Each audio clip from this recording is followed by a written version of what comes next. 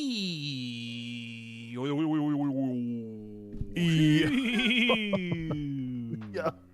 Yeah. Solid. Yo, Saw. What's Sup? up, dude? What's up, brother? Happy Monday, dude. Happy Monday, Moviga Monday. And same to you, always. Yes, folks and at home, likewise. and always, also likewise to you, Sue. Also, Indeed. Yeah, likewise. Thank you. welcome everybody. you as Happy well. Moving on Monday to all those who celebrate. It's gonna be a wild show tonight. Honestly, I can already tell. I can already get a feeling that it's gonna be pretty wild tonight. Pretty what away, actually. Pretty dank, actually. So that's really all I have to say. Yeah, That's all I same. have to say about that.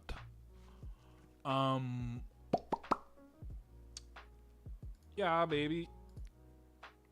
I'm just looking something up here. Just looking something up. Huh? He's looking it up. He's looking it up.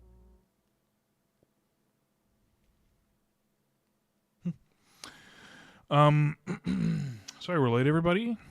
Chat, please stop yelling at me. I know.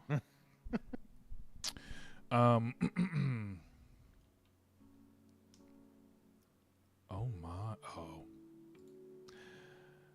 Sebastian Stan says he plays many roles in the Batman Part 2. Does that mean 2 roles? If you catch my drift. That sounds like pod talk a little bit. Oh, jeez. Speaking of pod. Oh, you saw Mandalorian too. You didn't talk about that yet, did you? I did not. No. Austin, I was not on last week. This episode is all you, dog. Is it? Okay. It's all you, big boy. I have been pretty busy, I gotta say. Pretty busy in the last couple of weeks. Pretty busy. Is there no dark mode on Google Docs? No, there's still not, unfortunately. That's cool. That's the only reason I look pasty pale. Right. Now, to be honest. Yeah, it's the only reason. Right. All right, you ready to just freaking hop in, dude? Yeah, absolutely. Audacity.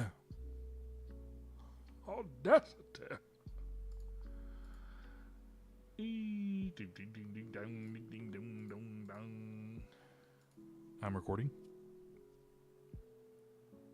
Recording. 3, 2, 1. Gorgeous. You look gorgeous. Speak into your volume time. Normal. Check test. Check 1 2. Hey, yo, what up? Chut wada. Check 1 2. Not Hey, bad, yo, not bad, not check bad. 1 2. Not bad at all, brother. Let me turn it up a little bit. I had to move my camera to the other side. My office is a mess. So. Gross. Yeah. Chet, what up, brother? By a mess, I mean all the stacks of gold bars are in the background, Right. and I didn't want anyone to get jealous. Yeah. All right, y'all ready for Yeah. this? Ready. Ready. Were you just checking audio levels from the stream? Yes, sir. Okay, cool. All right, here we go. Welcome to the Moviga podcast, where we are talking all things movies, video games, and more. My name is Steven, joined today by Austin. Greetings. And that's it. That Oh. is freaking it, dude. You know why? Don't. No reason in particular. But we're partying tonight. As I was mentioning to the pre-show party Jamboree Palooza over at youtube.com/@Moviga podcast. It is going to be a wild show today. Yeah. Also, and I just kind of both looked at each other and we knew how wild. We just kind of knew it was going to be wild tonight. Just by the look of each other, we knew. And you guys will feel it too. Trust.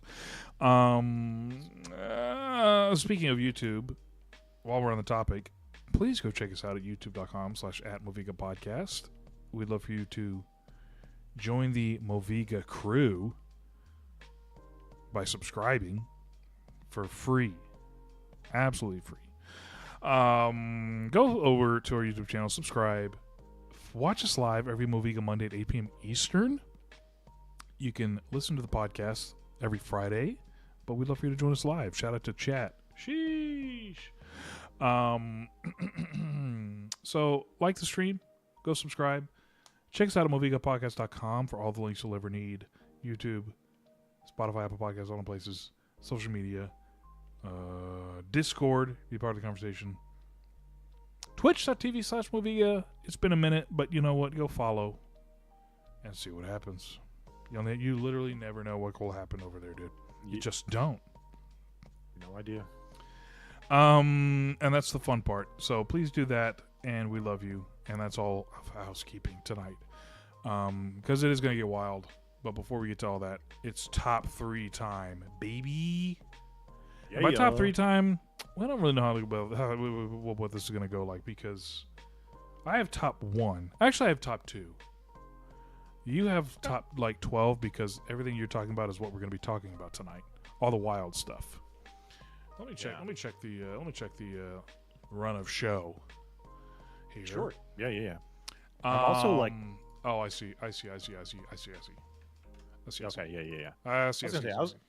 I'm willing to save the conversation for the main body, but also I have a little game planned for you, Stephen. A little challenge, if you're up for it. Always up for a challenge, as long as it's wild. It's a pretty wild challenge. Okay, I gotta say. Good. You might have to zoom out or zoom in. Wow. Can't wait for that. Personally, yeah. I'm gonna get into my top 2 right now. All right. Let's. Yeah. And then we'll let you move forward. Me personally, I've been watching. For those of you who may be familiar with the show, I can't say it on YouTube, but I'm going to say it anyway. Murderville, Unaliveville. It's on Netflix. It stars Will Arnett, and basically the premise of the show is, it's kind of like improv. Will Arnett is like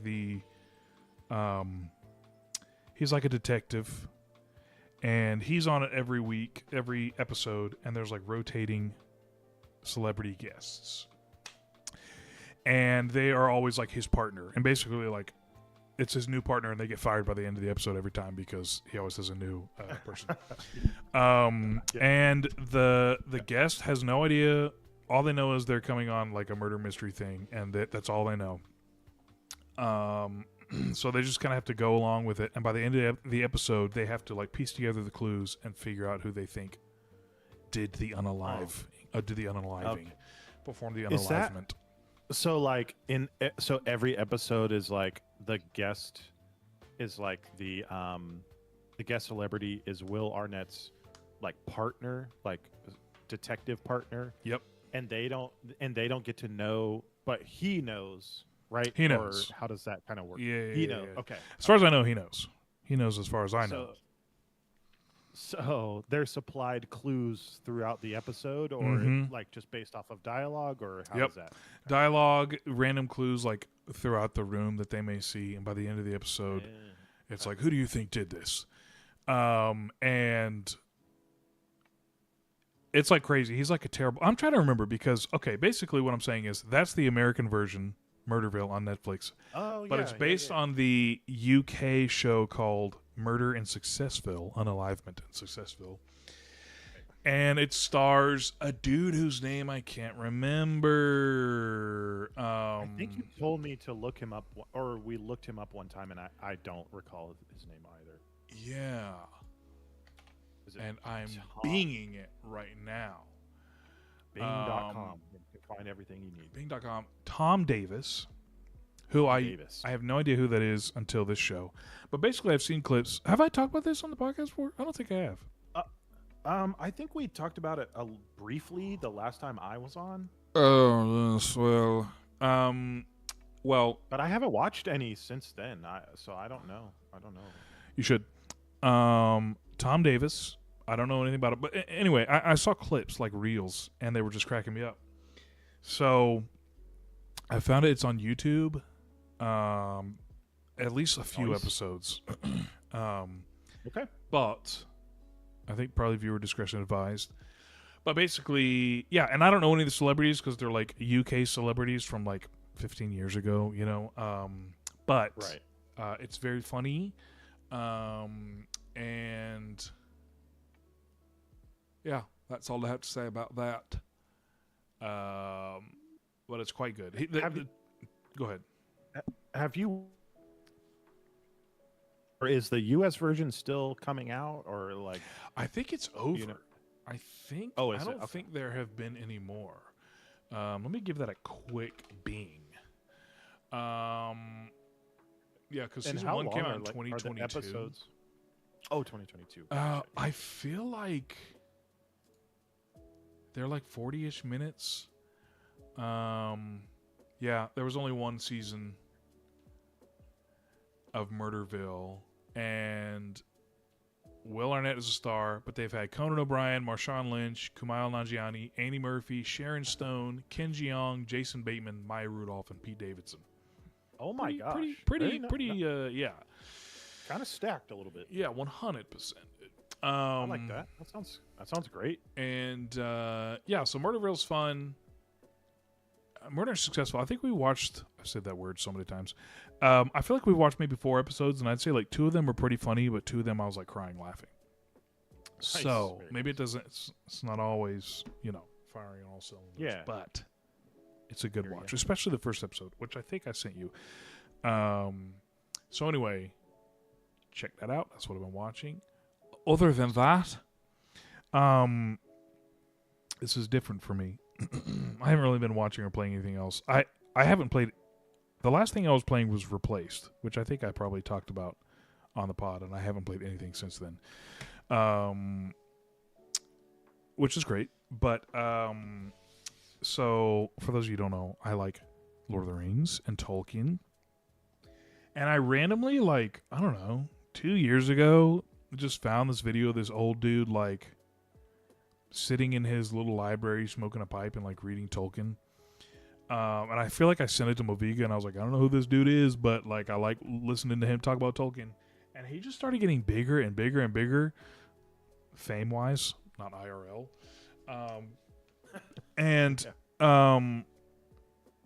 He has been on a few like interviews and stuff like that. His YouTube channel is still pretty like low key. Like it's probably just somebody on their phone. They like knock on his little office and he goes, "Oh, come in," and POV sitting down with Malcolm, and he like reads you like a bit from The Hobbit or other like he does poetry. He's like a priest or whatever. I think he's Anglican. Anyway, he wrote a book called Galahad and the Grail, and I freaking bought it, and look how dope that looks. Dang. So basically, I don't know, this is like a reimagining of like the King Arthur tales in prose or like poem form. So like the entire thing is in rhyme. And the slipcover is like, I don't know how to describe it, but it feels good. It's like then, textured. Yeah, 100%. And then the like Interesting. book itself looks dope too. Gold emboss lettering. Ooh. The artist is Stephen fancy. Krotz. Stephen spelled the biblical way. Thank you. Of course. And yeah, it's super cool. So I don't know much about like King Arthur stuff other than like Sword in the Stone and that like Right. random Clive Owen movie back in the day, which I have no idea if that was like even good. It's been so long since I've seen that. But yeah, so he's doing like Sir Galahad. a King Arthur one. I think he's maybe doing like 4 or 5 like in the series and releasing them like every 6 months or so. Interesting. But it's super cool. And he was on Matt Fradd's podcast, who is he is like a Catholic. I don't really know. I've never watched the show before. But he's got a podcast. I think he's probably on the Daily Wire or something like that. Man, can I show this little image? Atera is the... See it. Oh, sorry about that. For our viewers over at youtube.com/Moviga podcast. I just love the vibes of like the I'm just showing it. However, the like dark academia, and they're like smoking pipes and stuff the whole time. And it's just cozy, dude. Anyway, Nice. yeah, that's like a. It looks like a nice vibe. I like that. Very nice vibe, dude. Anyway, that episode that was a couple weeks ago, and yeah, he just talks about like Tolkien, and Matt Fradd says something like, "Dang, they just talk about like lines from Tolkien and in ways that like I never thought about them before, but I'm like, dang." It like makes you tear up the way they talk about him. You're like, dude, you're absolutely right. That's so good. Anyway, I just got this book right before I had to go out of town, and I just got back in town a couple days ago, so I haven't been able to dig in. And I'm not much of a reader, but I'm excited to boogie. You know what I'm saying, dude? It looks like a nice piece for the collection, though. Oh yeah, dude! Look at his little Malcolm there. Oh, dude, that's sick. So cool. Yeah, the artist. Very dude. nice. The artist Where can is you so cool. grab a copy of that? So I got this from Amazon. They had like super nice like leather bound versions that sold out in like 2 seconds. Oh, dang. But yeah, dude, I'm a sucker for art like this. You kidding me, dude? Yeah, that's so good. Anyway, that's pretty much it for me. I don't think I've been watching anything else.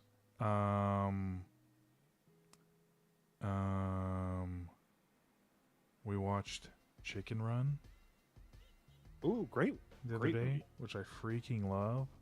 Yeah, That's I kind love of a movie that maybe was a little bit ruined by the sequel. It's not ruined, but like the sequel like recasts everyone, and even though it's like I'm pretty sure it's Nick Park and like all the main people,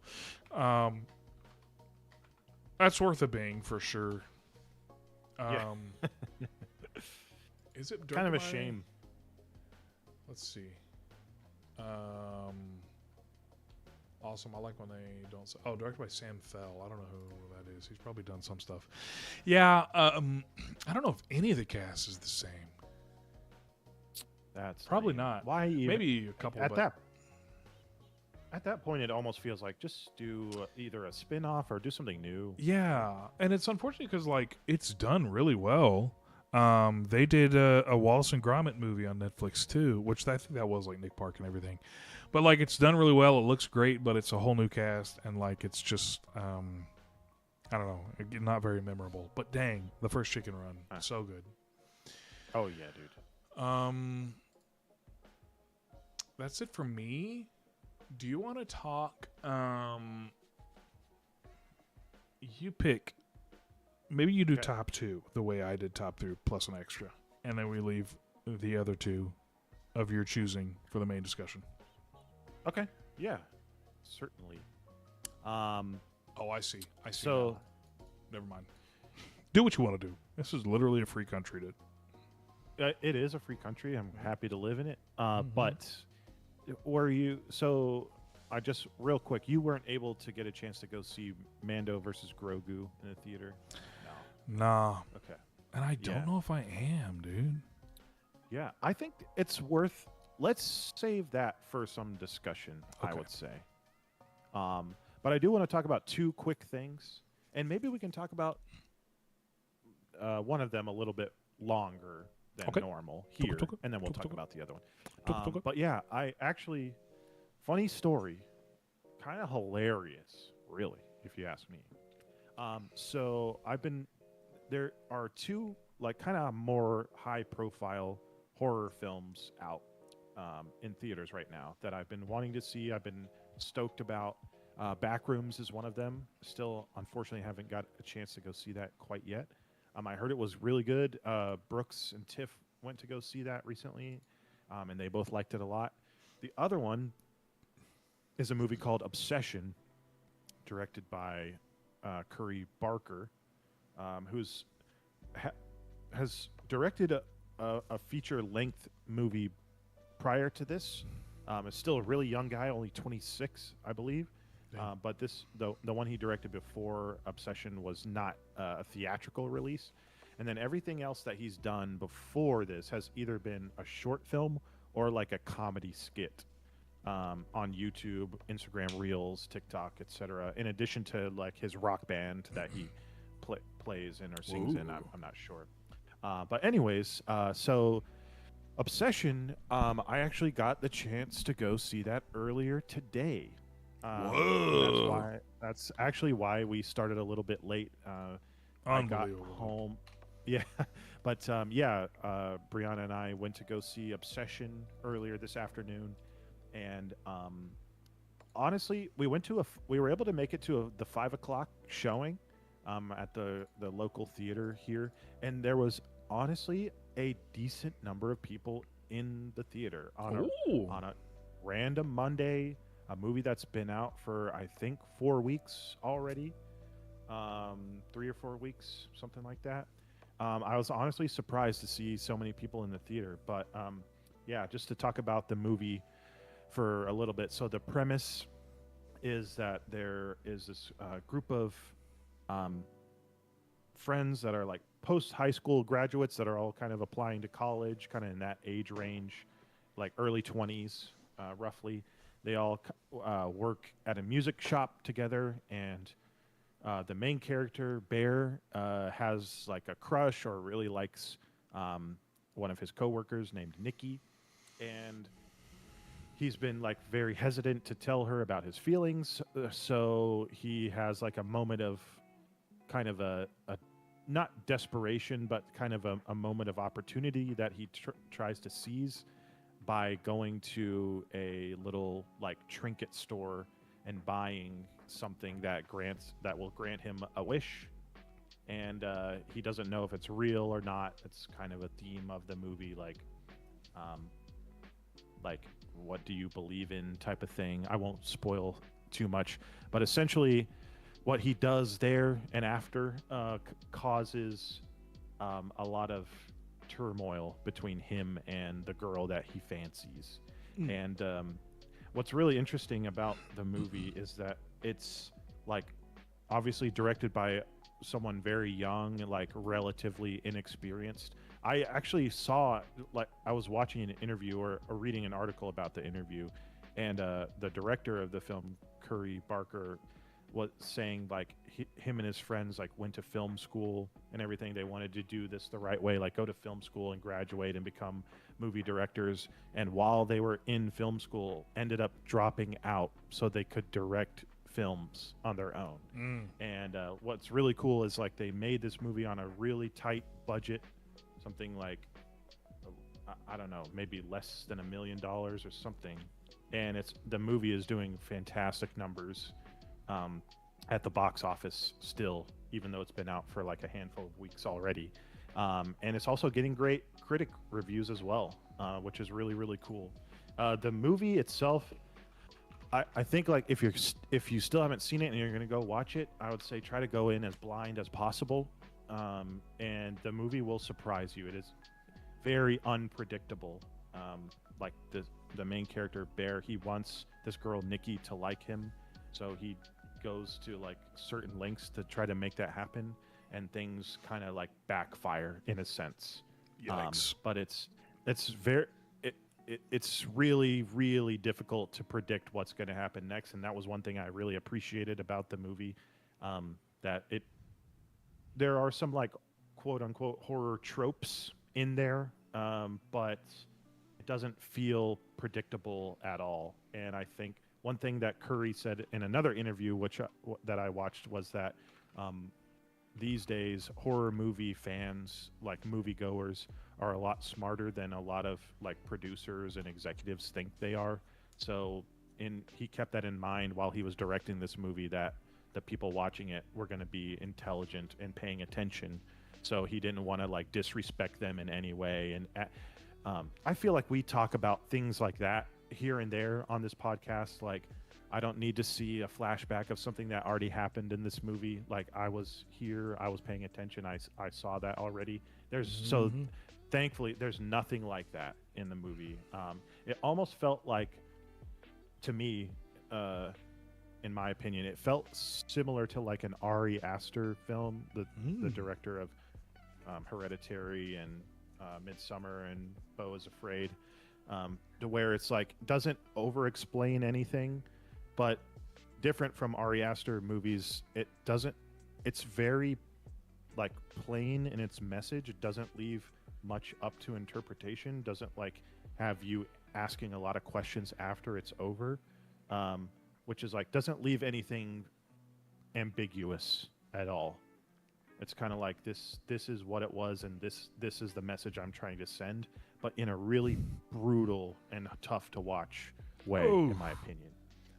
So yeah, definitely viewer discretion advised. Like, this is not a something to watch if you're trying to, like, I don't know, sleep, have a good, yeah. Yeah, Brianna said on the way home, she was like, yeah, I'm gonna have nightmares about that. So, yeah, it's kind of a tough watch at points. Definitely Steven's type of movie. Right. I would not recommend this to, if you're not into horror. More scared than me. Yeah, this is not for you. But if you are into horror or horror adjacent films, this is definitely something you should check out.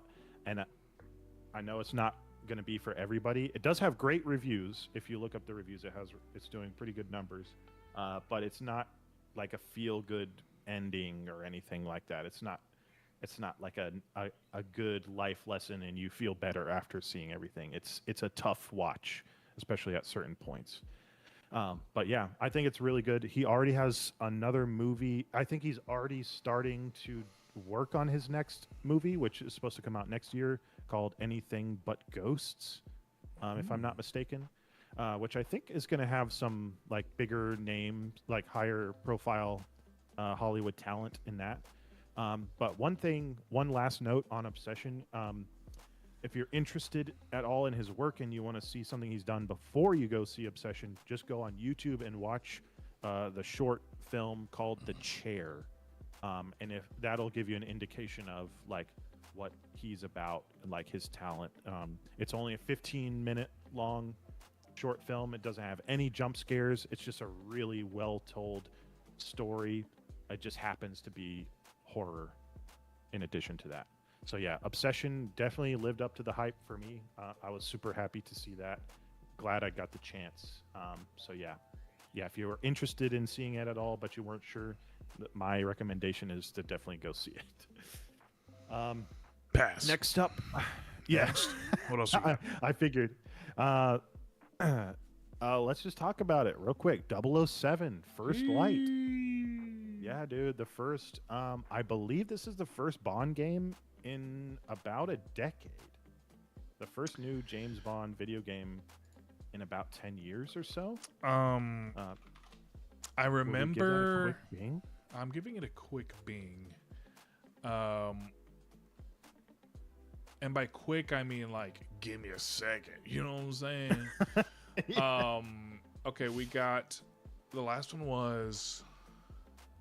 We're skipping the. Okay, James Bond World of Espionage. Oh, that's probably a mobile game. Okay, the last like real video game release was 007 Legends, which I remember when that came out.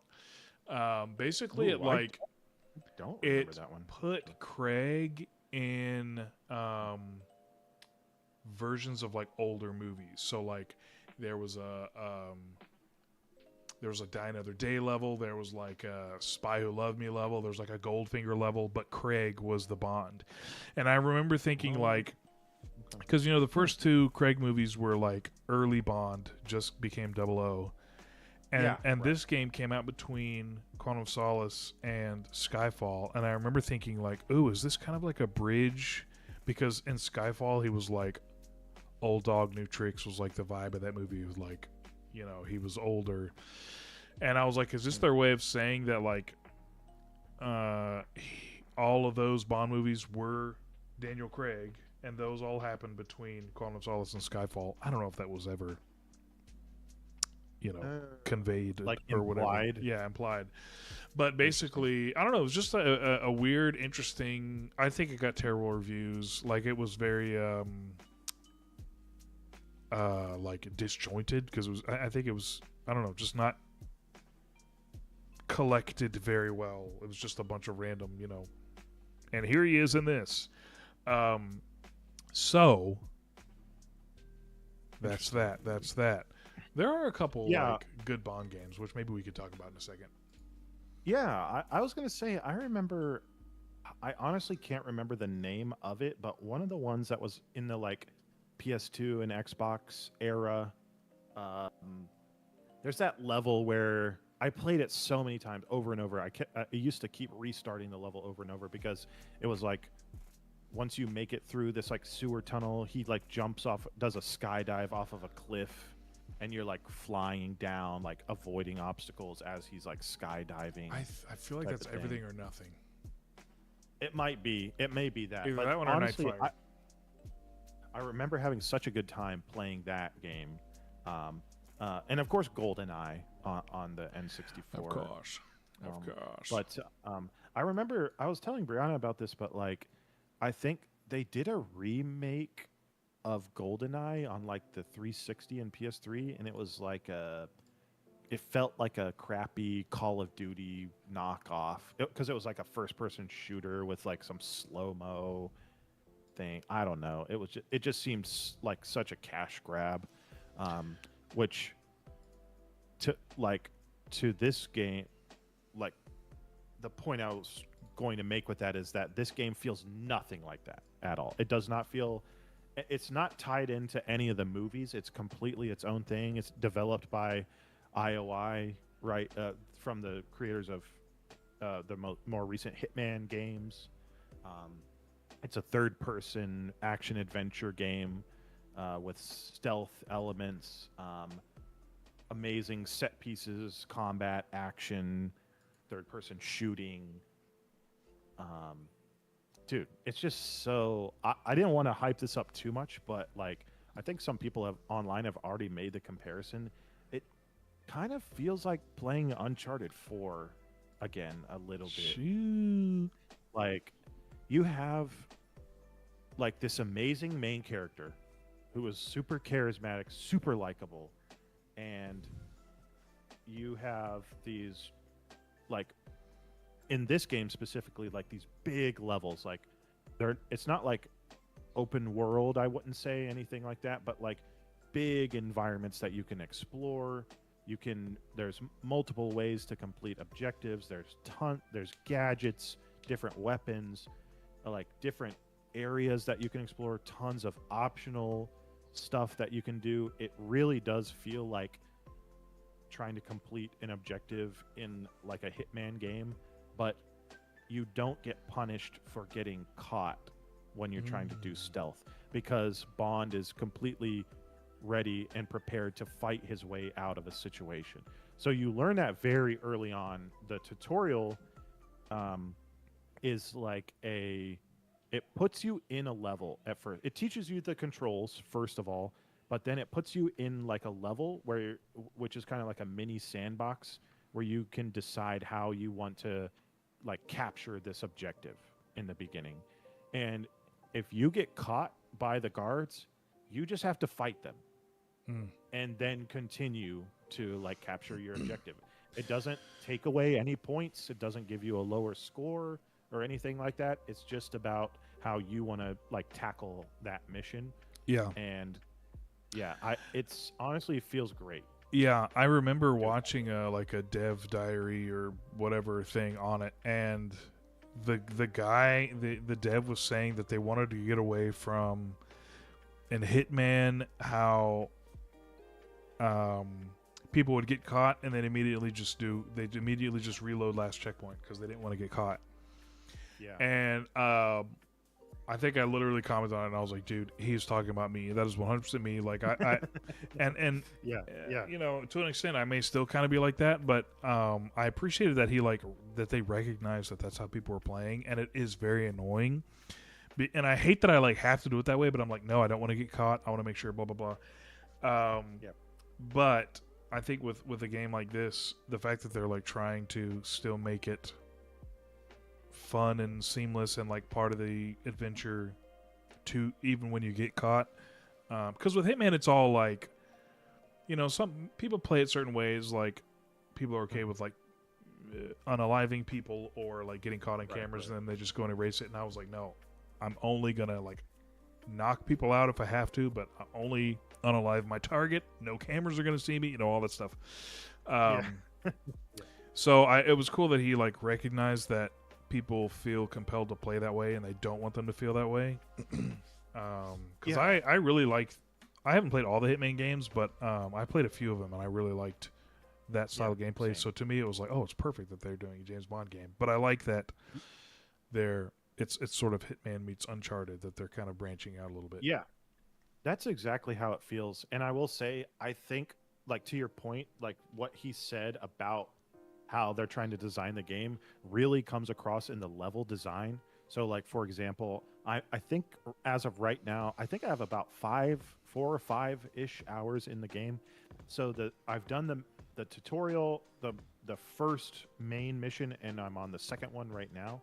And at a certain point, like in the second mission, there's like a very large open area where certain other like sub areas are blocked off until you can complete certain objectives or like get through like a guard post or something like that. So I got through like the first one to go collect like a burner phone where I can get more information about the deal that's happening, right? And in this sub area is like completely separate from the main area that Bond is trying to work in. So even if you do get caught or have to like take out your weapon and start shooting or something like that, it doesn't affect anything that happens in that main area. Like it's not like every guard is alerted when you have to take out your weapon and start shooting. Mm-hmm. It contains it separately in these other sub areas. So it's not like you're gonna get like negative points based on, oh, I had to pull out my firearm because I couldn't perfectly stealth everything in this sub area. So I really, at first I was like reloading checkpoints, you know, like you obviously would have to do in Hitman if you want to get an A rating or whatever. But you realize quickly, if you start reloading checkpoints, you're going all the way back to the start. I think the game is really trying to push you to just improvise. Something goes wrong, just keep the flow going. Don't try to like do it perfectly each time, because this is like an early Bond who's still learning. This is sort of like a prequel to James Bond because he doesn't have his 00 number yet. But yeah, there is like tons of options. You could 100% easily, it gives you a ton of options to be perfectly stealthy, never get caught, still complete the objective. But maybe there's still like a boss encounter type of thing at the end. And they let you like replay levels, right? And like at the Q branch or whatever. Yeah. Yep. You can go back and replay it and like try to get like a kind of do it your own way, or like if you wanted to go back and do a level and never get caught throughout the whole thing, you can certainly do that. There's an option for that. One thing that's really cool in this system, I haven't fully explored it yet because it's so new to me, which is kind of cool, is if you do get caught in an area that like a restricted area where you should be using stealth, if you get caught, Bond has like the ability to like talk his way out of things, which is really interesting. So he definitely has a Riz for sure. So if he gets spotted by a guard and they're like, "Hey, what are you doing? You come with me. You're not supposed to be here. You got to come with me." He can try and say like, "Oh, I was just picking up something for the boss, and then I'll be on my way," or something like that. Or it's like, "Oh, I was looking for the bathroom. I'm lost. Let me just go the other way." And you can totally save if you're trying to do non-combat run. You can totally save it by using that system where he can talk his way out of things, which is really cool. And then all the gadgets that he has with the watch and with his like smartphone, like all the technology that's in the game is very modern, like very new.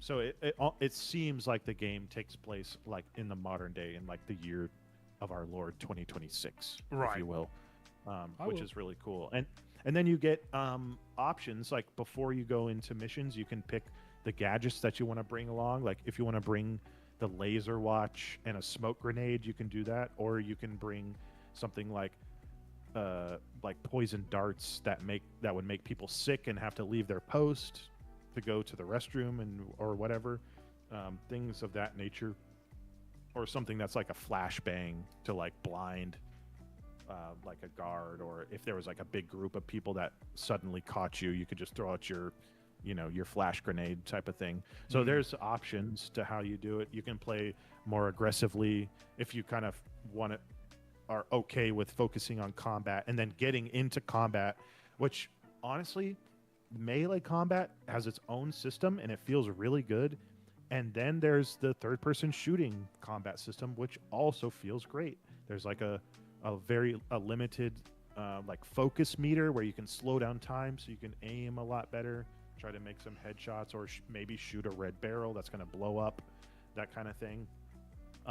And then there's like in the melee combat system, there's a dodge, there's a parry, there's combos, like and there other things where you can like charge into an enemy to try to get like a quick and easy knockout if you can time it right, that kind of thing. Yeah. So I've seen there's some of just the a lot like combo really good things that people are doing Yeah. on reels and stuff. It looks sick.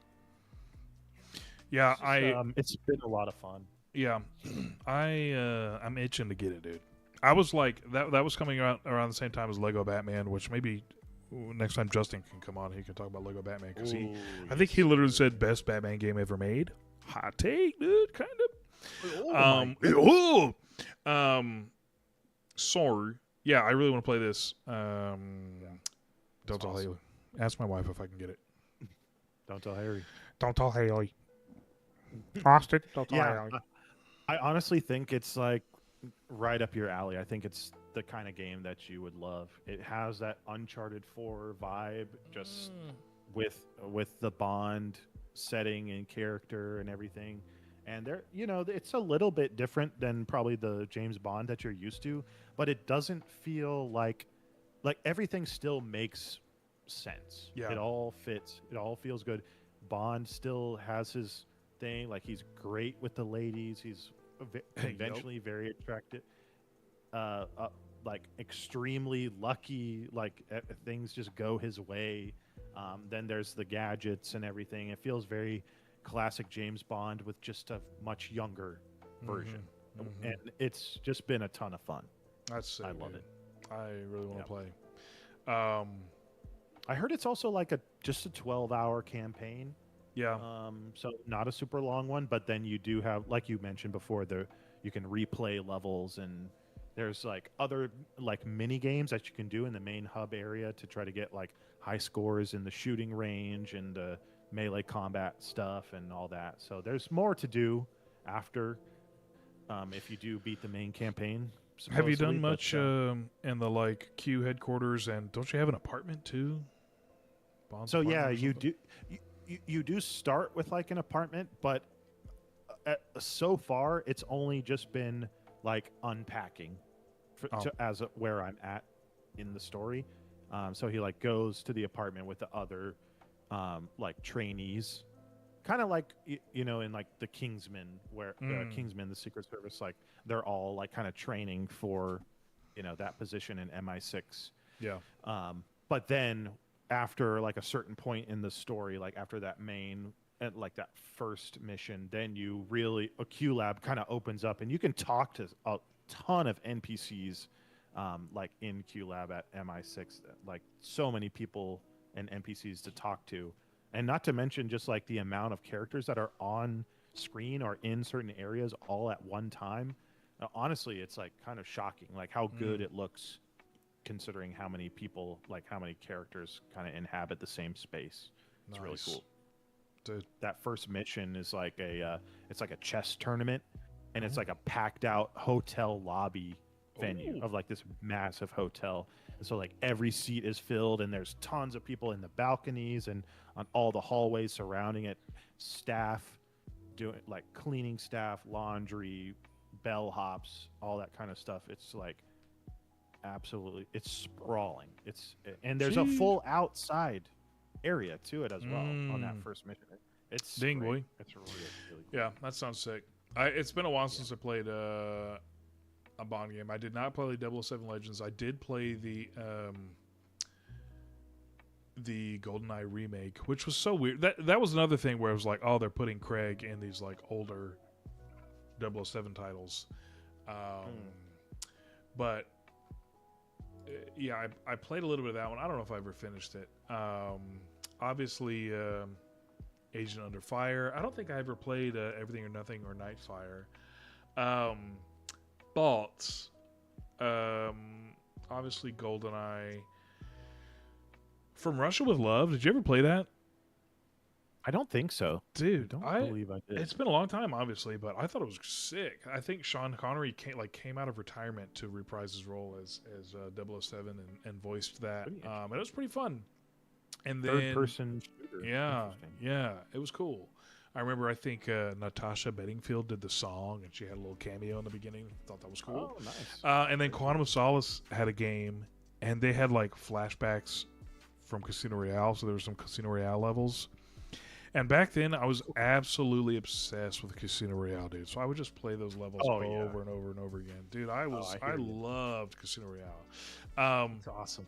And then there was like a writer's strike or something, and it was such a long time between Quantum of Solace and Skyfall. They ended up releasing a game called Bloodstone with Daniel Craig, and I remember people were like, "This is the third Craig since we can't get a movie." And it was kind of Bloodstone was a James Bond game. Yeah, James Bond. Bloodstone. I remember. I think it was made by Bizarre Creations and Activision. I think maybe they were famous for like racing games, so all of the like driving scenes were really cool. Interesting, but kind of forgettable overall. And yeah, not much else after that until First Light. I was gonna say, I don't even know if I've heard of that. I don't even know if I ever heard of 007 Bloodstone. It's interesting. Yeah, I maybe rented it from Blockbuster or something like that. Not the best track record for Bond games, because I feel like GoldenEye kind of. I guess there were technically games before that. Yeah, now that I'm looking at the wiki some page, random ones. Yeah, but GoldenEye was like obviously the big one, and then there was like a few here or there that were decent, like in the PS2, GameCube era. Yeah. And now this one, 007 First Light, it's kind of fantastic. To the point where I'm at, two excellent driving sequences also. Ooh, now that you mentioned that. Good to know. Yeah. Yeah, I'm glad, dude. 007 is a franchise that like I grew up watching. My dad always thought, he loved those movies, so I grew up watching them.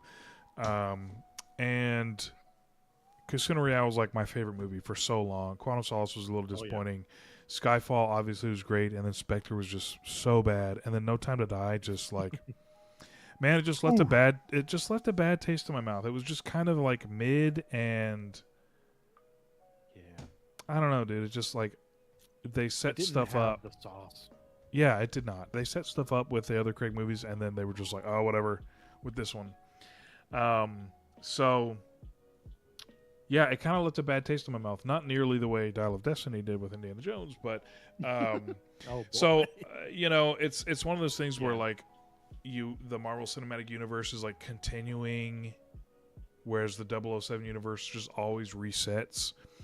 And as like fun as the MCU is, it's kind of nice to have a reset every now and then. I mean, Casino Royale came out 20 years ago this year. So yeah, it's my gosh, how it's a old are we? long time. Jeez. So yeah, it's cool to kind of get a fresh start with this game, and hopefully, like the next generation of movies will be dope as well. Yeah. I hope so. I really Yeah. really hope so.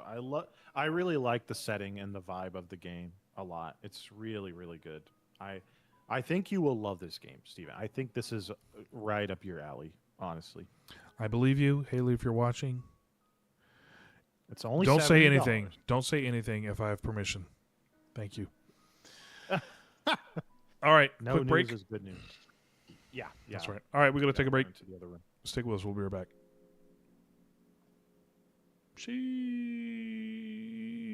Yeah, Sheesh. 47. 47. Roughly. Yeah, I'm gonna run to the restroom, and I'll Okay. be back shortly. Okay, good luck to you, sir. I wish you the best. What do you guys want to talk about while he's gone? Why don't I read some Galahad and the Grail? How about that, dude? How about freaking that? Let's see here. Let's see here, dude. Oh yeah, let's read the prelude. That's not illegal or anything, is it? It's not like bootlegging the book too, is it? As I walked out one morning, all in the soft fine rain, it seemed as though a silver veil was shining over hill and vale, as though some lovely long-lost spell had made all new again. And through that shimmer in the air, I seemed to hear a sound, as though a distant horn were blown in some lost land that I had known, that seemed to speak from tree and stone and echo all around. And with the music came these words, "Poet, take up the tale this land still keeps, in earth and water magic sleeps, the dryad sighs, the naiad weeps, but you can lift the veil. From where the waves wash Cornwall's caves out to the White Horse Vale, the lands still hold the tale of old, like hidden treasure, buried gold. Once more the story must be told. Poet, take up the tale. Tell of the king who will return, tell of the Holy Grail, tell of the old knights and chivalry, tell of the pristine mystery of Merlin's Isle of Greymare. Greymery? Poet, take up the tale. Take up the tale of courtesy, take up the tale of grace, revive the land's long memory, summon the fair folk, let them be. Something of fairy, wild and free, still lingers in this place. Lift up your eyes to see the light on Glastonbury Tor, then come down from that far green hill to where the sacred waters spill, and shine within the chalice well, and listen to their lore. Yea, listen well before you start, be still ere you begin. See through the surface round about, the noise, the rush, the fear, the doubt, though modern Britain lies without, fair Logres lives within. I probably didn't pronounce that right. You may yet walk through Merlin's Isle by oak and ash and thorn. The ancient hills do not forget, and you might wake their wisdom yet. Who knows what wonders might be met on this midsummer morn? So I have taken up the tale to tell it full and free, the tale that makes my heart rejoice. I tell it, for I have no choice. I tell it till another voice takes up the tale from me. That was Malcolm's charge to himself, I guess, because I don't know, like through generations, basically keeping the stories alive. This was his mission. Welcome back, Austin. Thank you. Hey, welcome back, sir. Dude, Google always thinks I'm talking to her. Ain't nobody talking to you. Hey. Whew, I'm sweating in here. All right, shall we It's get out of warm. our opening segment? Yeah, 50 minutes later. Sheesh. All right. We don't have to take too long for the rest of it. No, But, dude. yeah.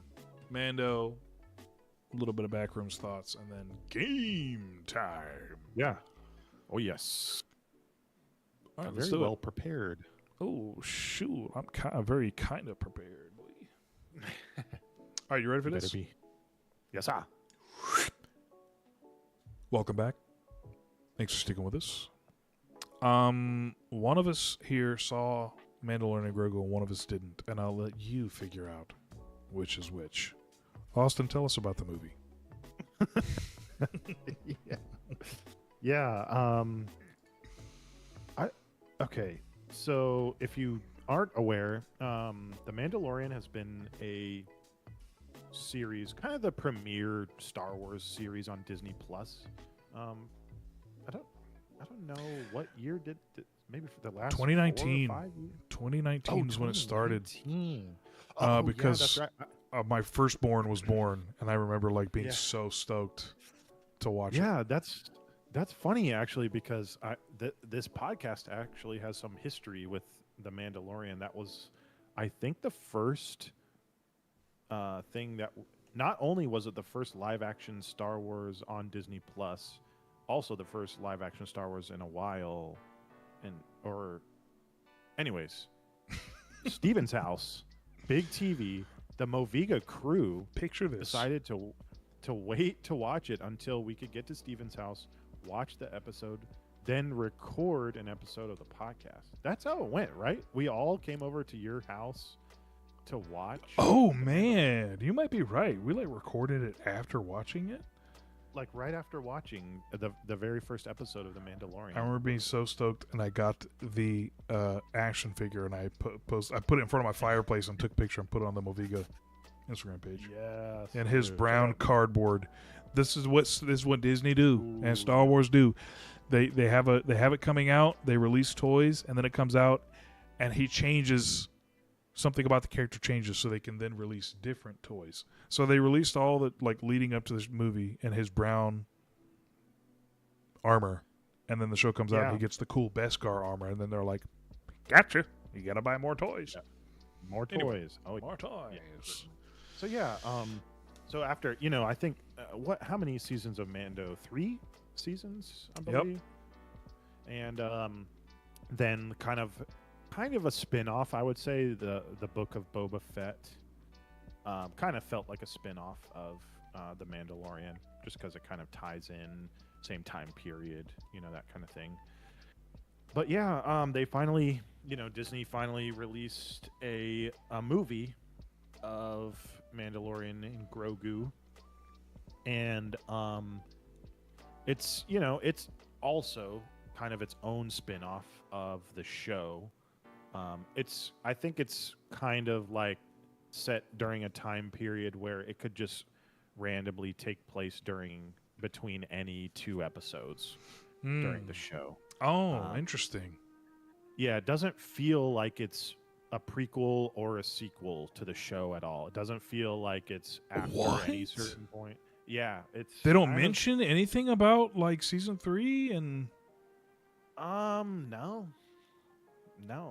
That's worse than I thought. That's worse than I thought. I'm gonna hit a quick Bing. Hit it But up, dude. If I'm not mistaken, when does Mandalorian movie take place? I could have sworn at least it would have been like, because season 3, I won't spoil it. You know how season 3 ends. I assume this was like, and then what happens next? But this is just I've heard people say like it's just a long episode of Mandalorian. I had no idea it was literally like just a long episode of Mandalorian. Yeah. So maybe I was wrong. Okay. So Probably. But I'll explain the reason why I said that. So if you search for when does a Mandalorian movie take place, the answer you're going to get is a year. 12 to 13 ABY after the Battle of Yavin, which is approximately 5 years after the events of Return of the Jedi. That's a little bit too vague for me, being less of a hardcore Star Wars fan than some people on this podcast. However, if you Google is the Mandalorian movie set after season 3, the answer you will get is yes. The Mandalorian and Grogu takes place after the events of the Mandalorian season 3. The movie follows Din Djarin or Djarin, if you prefer, DJ and Grogu Aaron. as they embark on new adventures and take on bounty hunting gigs for the New Republic. In this movie, nothing about their past or the 3 seasons of Mandalorian is mentioned whatsoever. None of that is in this movie at all. It is so self-contained and so separate. You would maybe guess this was a pitch for an episode at any random point in the series. Like, they obviously, like, their relationship is established. Like, Grogu listens to Mando. There's that father-son, like the parental type of relationship there. But the story that takes place, like, during the movie has nothing to do with the show at all. Does not connect back at all. It's not tied in whatsoever. It is completely standalone. And maybe you could figure out and work it in, but supposedly set after season 3. But they don't mention anything like Grogu had to be placed on leave to go do his other thing with Din, if you will. And Din. But yeah, I mean, so with that in mind, kind of what I think you just said this a minute ago, feels like an extended episode of The Mandalorian. That's exactly what this movie felt like to me. Definitely like a bigger budget, feature length, a lot more adventurous. They go to a lot more planets. Meet a lot more interesting characters within the like hour and 30 minutes or whatever, like however long it is. May I ask a question? Yeah, Sigourney in the trailers felt like the most phoned in. Some of her lines in the trailer, I was like, she's just like reading from a napkin real quick. She's probably looking at a tennis ball in front of a blue screen for all of her line readings. That's about it. On a weekend. Yeah,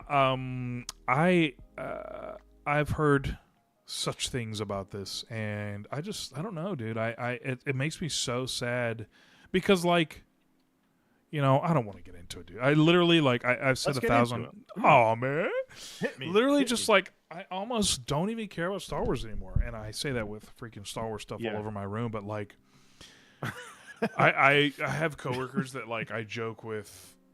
I'm like, hey, Star Wars marathon on today, FYI, or like I'll be like, Happy Star Wars Day, guys, and they're like, ugh, Star Wars is so lame, and I'm like, ha ha ha, and in my inside, I'm like, I know, you know, yeah, I know, dude. What do we? I know. What do you think, actually? Yeah, what you said about Sigourney Weaver, like the impression that you got from the trailer is just about as enthusiastic as she was with all the rest of her lines. Unfortunately, I love Sigourney Weaver, but unfortunately, what was not a great, really not even a huge part of it, to be honest. Like, which feels like such a waste for. She just hires him real quick or whatever. Pretty much, and then she's there when he gets back. And other than that, I mean, if this movie was setting up something else, maybe I would have come out of it liking it, or like having. It's just like it wasn't bad. Like I didn't have a bad experience in the theater. I had fun watching this movie.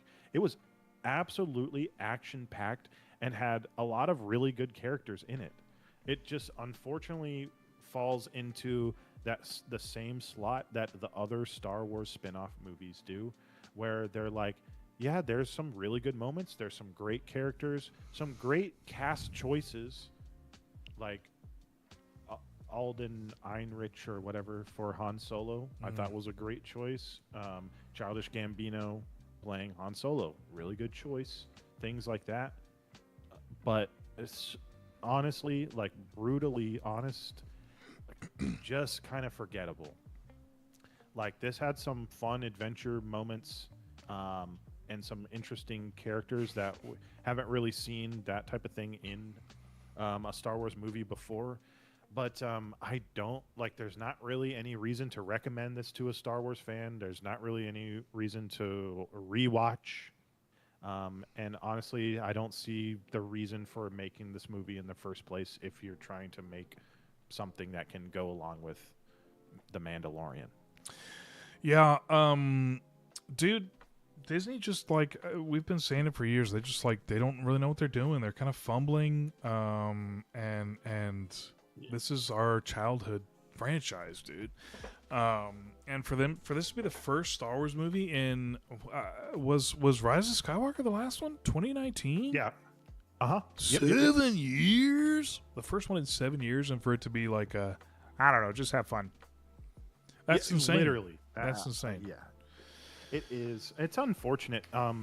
I believe what's the guy's name from The Bear? I can never remember his name. If somebody says to me, "What's this person's name?" my brain is like, "Nope," and it just takes it away, so I can't remember. You know what I'm saying? It is funny because I feel like you literally Jeremy know Allen everyone's White. names. Jeremy. Yeah, played one of the main characters, kind of like the main like Mission objective. I don't want to say bounty. Yeah, exactly. The main mission objective of the bounty, quote unquote bounty they got hired for. And I honestly really liked the character. I thought it was cool. I thought it was unique. If you're not aware, if you haven't seen like any of the trailers yet, he plays a Hutt.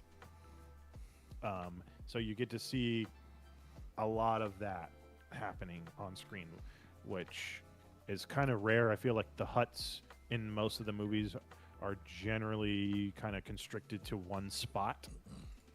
At least in live action, they don't really move much, but you do get to see him kind of do his thing as a reluctant son to somewhat Hutt royalty, quote unquote. But yeah, a lot of the story beats were kind of predictable, tropey, decent performances. Grogu was fantastic, easily the best part of the movie. Some of the Babu Fricks, whatever the species is called, also were pretty funny. Obvious, it's not product placement. What do you call it? Like when they're trying to sell the toys of the Babu Fricks. Oh, yeah, of course. There's like a little group of them, and they were very cute, very funny. The porgs. Yeah. And they were like trying to... Yeah, exactly. So they're obviously trying to sell some toys with those guys. But they were cute and funny, but Grogu was fantastic.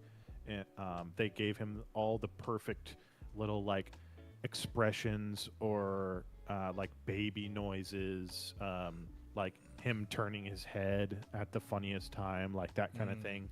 And then honestly, Pedro Pascal only took the mask off maybe once, twice. Yeah, that's what I heard. Felt really good to me. Oh, personally. okay. Yeah, personally. I mean, I would assume like in the full suit, just a stunt actor. Yeah, or a body double. We all believed back in the day that it was always Pedro, and then I remember it kind of being like a secret that it's seeming like a secret that they didn't want out, and now it's just like, yeah, Pedro just does lines and comes in for a couple days or whatever. Which, yeah, and dude, they released a clip before the movie came out. It's the part where they're like on a speeder and he's trying to give instructions to Grogu, and I was like shocked at how low energy the Mandalorian is. And I know that's like his thing where, you know, he's so serious and blah blah blah. But I remember watching that clip thinking like, oh my gosh, is this how it's been? Where he's like about to explode, fleeing for his life, and he's like, no, push the button on the right side. It's like, not very engrossing. Yeah. You wouldn't think this is after everything they've been through after the end of season 3, the way that they kind of like interact with each other and the way that he talks to him. There's maybe a few exceptions with that, but overall, this just really feels like they kind of phoned in an hour and a half long episode of Mandalorian, which is directed by Jon Favreau, which is cool. I don't really know what's cameo Easter egg type moments, but not enough to where it's like this fits in its place where they expected it to be, in my opinion. It's a fine hour and a half popcorn action movie. It's set in Star Wars with no lightsabers, basically. But otherwise, just kind of like, yeah, take it or leave it, I guess. Kind of little forgettable. Dude, The Mandalorian, like, I remember that first episode and you see who we all called Baby Yoda at the end. And just like back then, we were so young and naive, and we were like, wow, what does this mean for the Star Wars universe? And it's like everything they introduce is just like, it's going to go away. I remember like Grand Moff Gideon or whatever, played by... Oh, dude. Whose name I can't remember, of course. And it's just like they introduce something and they kind of get rid of it quickly. Like when he got the Darksaber, it was like, yo, Mandalorian's got the Darksaber, and then just like doesn't have it anymore, and just season 3, like I thought like portions of season 1 and 2 were really good, and then season 3, I don't even remember. It was an absolute chore to get through it. I mean, I feel like I remember a couple things being like, it's fine, but yeah, dude. I don't really know what's happening with Star Wars now. I know at one point they were working on like an Old Republic movie with James Mangold. I don't know if that's still officially happening. I think maybe so. I think Taika Waititi is still working on something, which I don't know how much faith do we have in that guy after freaking dude. What a like Hollywood darling. Like he was the thing.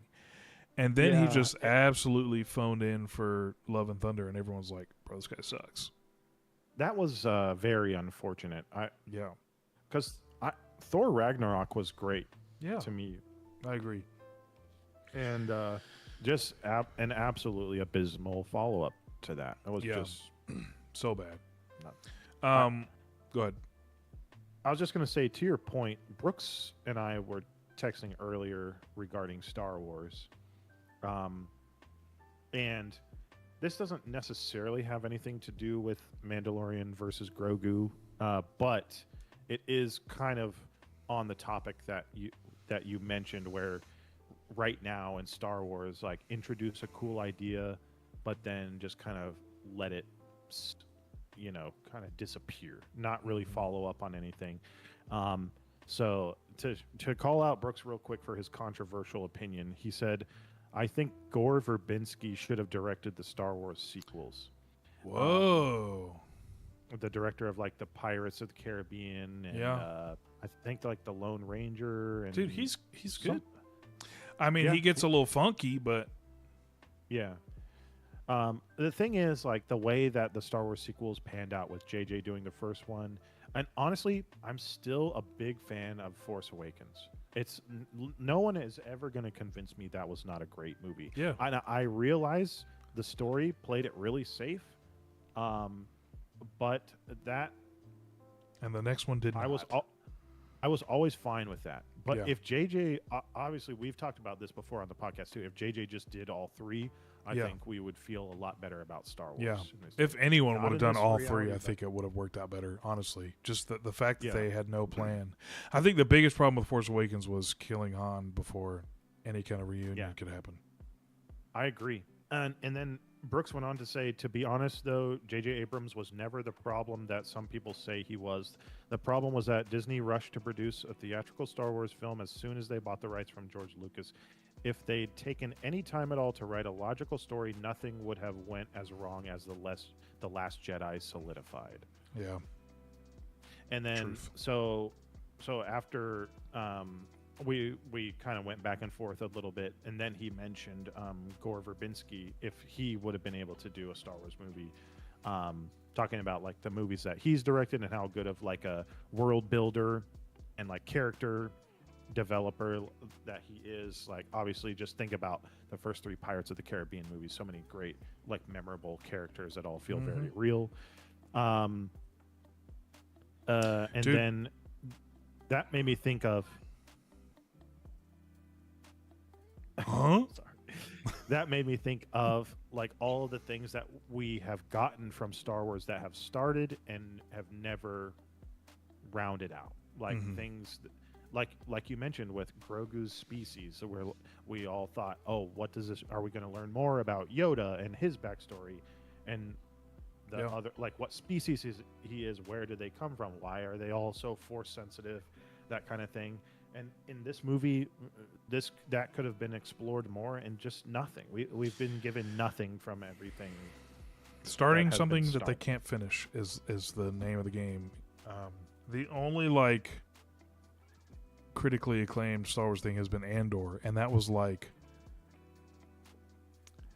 there's, I mean, it's great, whatever, but like, that's not what we want from Star Wars in terms of like universe building and like, and for it to be such a great show, and we know where it's going to end. It's like the one thing that worked so well is something that literally cannot continue. You know what I'm saying? Yeah. Brian and I had like a short conversation about that kind of recently, where the Andor season 1 and season 2 are so good and so well written. They're not great because they're Star Wars. They're just great because it's written so well. Andor could be great no matter what franchise it was built into, or if it was something brand new. Mm-hmm. It doesn't feel like Star Wars, regardless of how great it is and how well integrated it is into like as a prequel. But yeah, it like Andor, especially season 2, does not feel like Star Wars at all. It's not like a new trilogy or anything like that. It just feels like its own thing. It's an incredible story and very well written, very well acted, but it could have been anything else. It could have been anything outside of Star Wars, and it still would have been great. So yeah, I agree. It doesn't. We're just not being given those things that we want Star Wars to be, or what it could be. And even in this movie, Mandalorian and Grogu, just it's cool that there's a movie. Yeah, it was just really disappointing that it didn't do anything else other than a new episode of The Mandalorian. That's all this really accomplished, was being essentially another episode. You know what I want? I want to see, back in the day they would do like a timeline of like the next couple years of something, and like the MCU would do that, and I think they probably did that with Star Wars at first. And I want to see, like, now that Dave Filoni's taking over, what can we expect? And to be honest, like, maybe this is a hot take, but, like, I don't know if Dave Filoni's going to do that much better, to be honest. Like, I think he knows lore, and he has love for George Lucas, and George Lucas trained him. But, like, George Lucas ain't. He ain't also, I don't even want to say the blasphemy, but like, I was out of town this weekend, and when you're in a hotel, it's just like you watch whatever's on TV. I was like, oh, there's a Star Wars marathon on, I'll put it on. And we were texting about, like, I was like, dude, some of this prequel stuff ain't good, dude. It ain't. And I think we all obviously look through rose-colored lenses. And I have love for them, for sure. But like, I'm not sitting here. I would say, very hot take, I think if everything but the original trilogy was wiped away, I'd probably be like, that's fine, we can start over. I'd be okay with it. Really? You ready to reset some Star Wars, huh? It would be hard to get rid of, like, Ewan McGregor and, like, the prequels and stuff like that, but dang, it's just, like, it's so out of control right now that, like, it's almost too far gone for me. Like what? How can you fix? I mean, obviously they could just like stop talking about the Acolyte and the Mandalorian, and he could just start a new whatever. But like he's focused on Ahsoka. We have these other like Star Wars potential projects in the works, and I'm just like, I don't know, dude. It's just like, I don't know. I'm so Go ahead. Well, the thing is, they did that like when Disney took over Star Wars, like all of the what do you call it, Legends, extended universe, or stuff like that. Extended universe, all that stuff was wiped out of canon, and that was decades of Star Wars novels, comics, other other mediums. Like I remember reading like the Jedi Apprentice series that was like a prequel to Phantom Menace with Obi-Wan and Qui-Gon going on their adventures. I remember listening to like books on tape that were sequels to Return of the Jedi, where Luke settles down, gets married, has children, Force-sensitive children, and starts like a new, like trains them in the ways of the Jedi and things like that. And if you think about, and the video games, tons and tons of Star Wars video games that existed, all of that was just kind of wiped away. Yeah. In the same way we're kind of talking about when Disney bought Star Wars. And which I was like, oh man, I feel bad for all the people who like loved that stuff and saw it as canon, but I kind of never did. I mean, I didn't get into I didn't really read the books, but I played a lot of the games, Jedi Knight, Jedi Academy, stuff like that, and I was kind of like, I get it. You kind of gotta start fresh. Yeah. And I feel like we're getting to that point now where I'm like, dang, somebody else buy this, and I was going to say, I was going to say, to your point, things are just out of control. Like, it's just everywhere. It's all over the place. There's not any. It almost feels like there's no central theme to modern Star Wars. And if you love the animated stuff like Clone Wars and Rebels, and that's your thing, and the new Maul series, which is pretty cool. That's cool, but like, it just the fact that the main Star Wars storyline is split between live action, animation, movies, and television is kind of crazy. And games. I mean, I think the Jedi Survivor games are canon. Yeah, you're right. You're totally right. So, maybe we're due for a reset. Let's just say that. I think there were rumors at one point that they were going to do that, but I just don't see that happening. I honestly at least not right now. Yeah, at least like resetting the Disney stuff, not necessarily the prequel trilogy, but yeah, man, I just golly, Empire Strikes Back is so good, dude. It's a fantastic movie. It's a good movie. It's not just like fun Star Wars. And I mean the whole original trilogy is just like so good, and yeah, man, I'm just like I said, there was like a Star Wars marathon on, and I was watching like Empire Strikes Back and then Return of the Jedi, and the Return of the Jedi ends, and they're all so happy, and I'm like, wow, dude. And I remember when Force Awakens came out, and there was an article written by somebody who like they were like, this destroyed that like final shot of Return of the Jedi where they're all happy together and Han is with Leia and blah blah blah, and I'm like, and at the time I was like, I get it, man, but like, there's hope, and now I'm just like, you were right. Tell your sister you were right, Anyway, I will say they were like lowering expectations for the box office for Mandalorian, and I think the first weekend did fairly well, but the second weekend was nearly 70% drop in ticket numbers. An estimated 25 million in its second weekend. So that makes breaking even harder. Yikes. Yeah. So, I mean, I would say after word of mouth and critic reviews, if you're just even like a somewhat casual Star Wars fan, you would see that and be like, yeah, I'll wait till it comes to Disney Plus, because it will be eventually. Yeah. And it I just, a few years ago, if you would have told me like I'm not even going to see the Star Wars movie in theaters, especially the first one after 7 years, I would have not believed you. But here we are. I just don't even think. It's so hard for me to sit down and watch a movie nowadays anyway that I'm like, dude, I don't even know when I'm going to watch that one. I don't know, dude. Especially knowing it has no point to the universe. To the universe. I mean, it doesn't expand or advance any part of the main Star Wars storyline, and unless you just really want to see another adventure with Mando and Grogu, that's pretty much all there is to this. Yeah. I hate to say that. It feels really bad to say that, and I didn't have a bad time at the theater at all. I thought it was fun.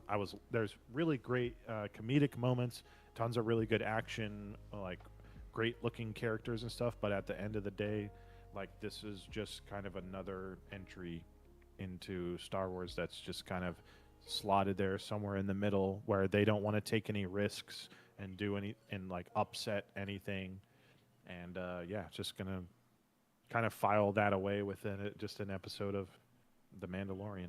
Yeah. It's kind of a bummer saying that out loud. Yeah. honestly. Yeah, dude.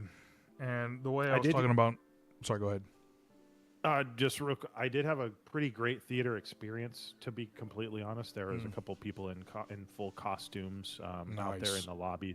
I got to take a picture with a Jawa and Darth Vader, Hey.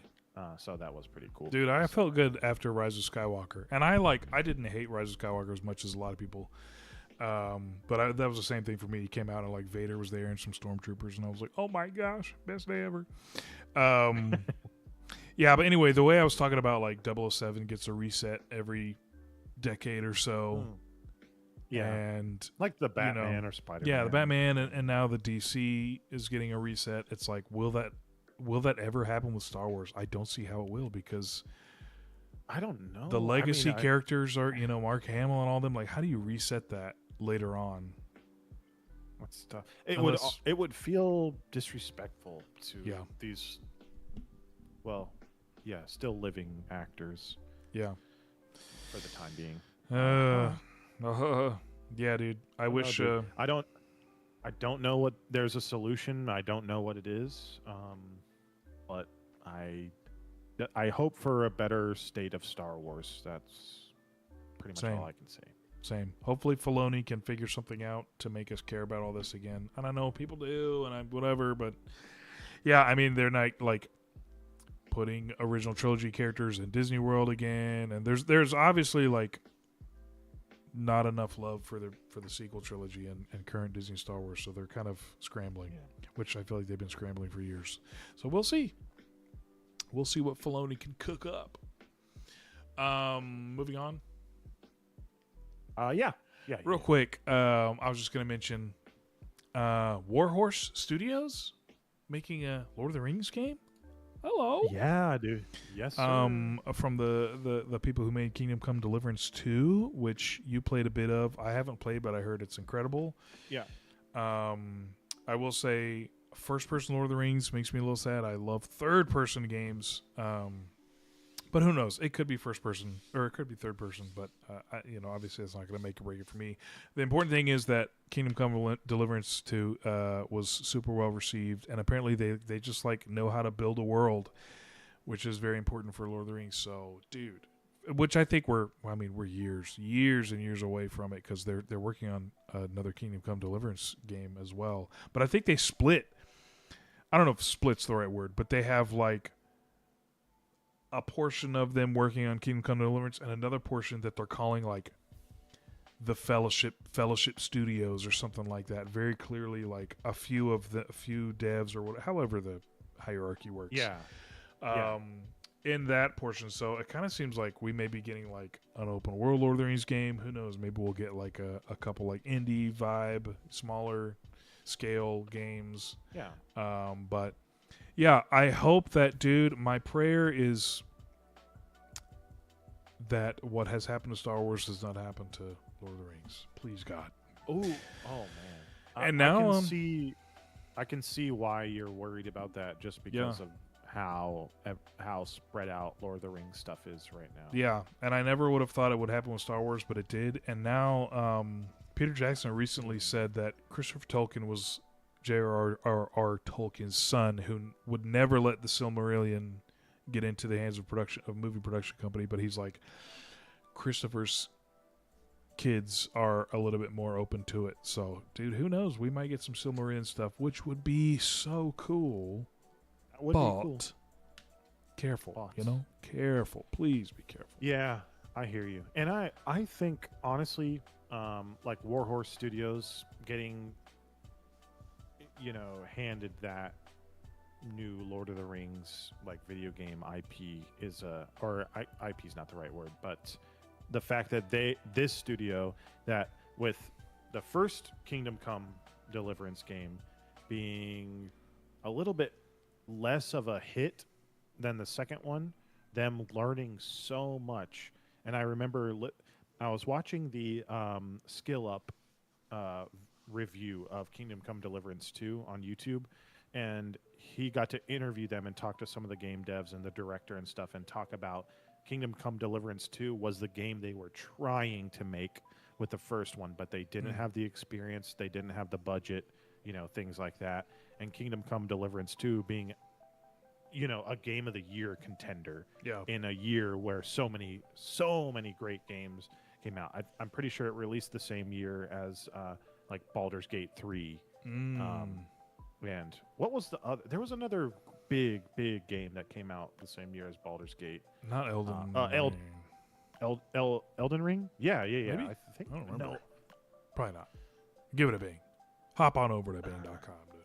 We're going to hop over to Bing.com. But yeah, I think that's exciting for me. And I wouldn't love the first-person perspective. And I will say this. As a fan of the first game of Kingdom Come Deliverance, I haven't played enough of Kingdom Come Deliverance 2 yet. The combat system, I know fans of the series love it. It is not for everyone, and I think it should be very simplified. Surely it will be. I'm sorry to like Kingdom Come Deliverance fans. The combat system is really cool and it's awesome. Like if you want to like try and master that, like get really deep into how that all works, feels way better on mouse and keyboard than on a controller, in my opinion. And I don't think that's the right move for a Lord of the Rings game. So I hope it's third person, and I hope that the combat system is way scaled way back. I don't know like what the setting is going to be, what character you play as, or anything like that. But honestly, remember like when we heard about Hogwarts Legacy being a open world, like exploration based game, like how exciting was that, and how great Hogwarts Legacy is. An awesome game. I hope that just translates through with this. Like, Same. Lord of the Rings deserves the great treatment. Yes, dude. That we're hoping for. Yeah, baby. Yeah, there's a lot of like, we don't know, is it going to be movie inspired or book inspired, or like what age is this going to be in? Because the world looks very different depending on what age you're in. So yeah, I will 100%. I'll tell you right now, we'll be getting this game no matter what. So we'll see. Yeah. I just did a quick Bing. Baldur's Gate 3 came out the year after Elden Ring. So I believe Baldur's Gate 3 was able to win Game of the Year. Oh, yeah, I think so. The year that it came out. But I'm pretty sure it was up against some tough competition, even considering how amazing Baldur's Gate 3 is. But it still won Game of the Year despite all of that. So lit. 2023, baby. 2023. We've had some great years for gaming the past couple of years. It's been awesome. That's right, baby. All right, quick break. Yeah. Yes. All right, we're taking a break. Stick with us. Game. All right, I gotta figure out how to.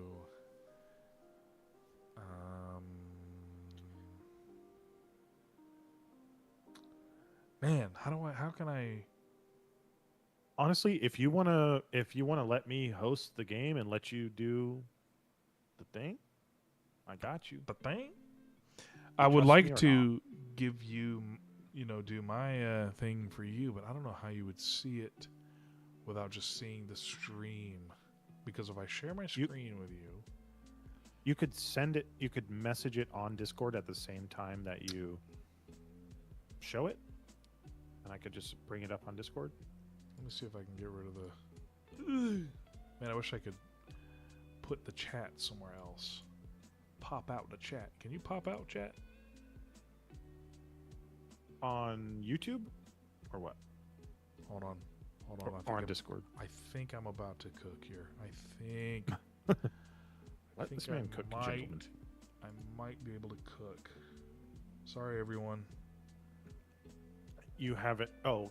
Do I need to watch the stream? Oh, that did not work. That did not work.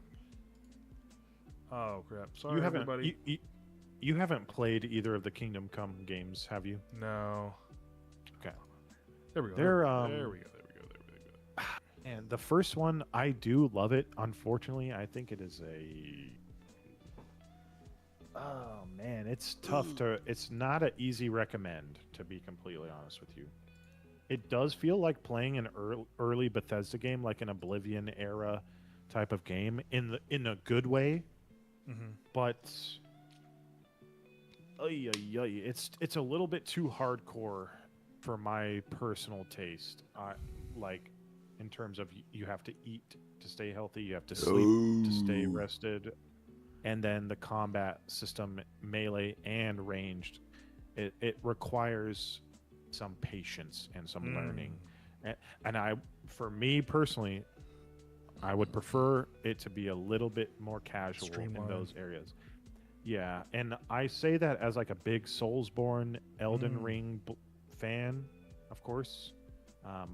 I love how hardcore those games are, how difficult they are, and how you have to learn boss moves. You have to die a lot, you know.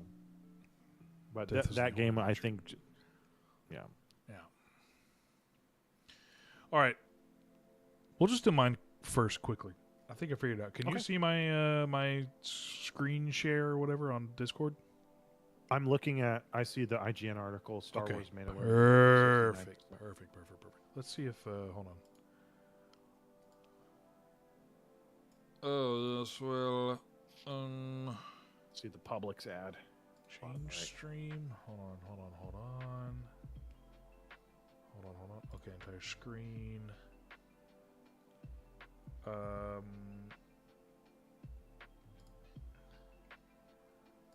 Okay, I think. Hold on, please. Hold on. There's my home. Oh my.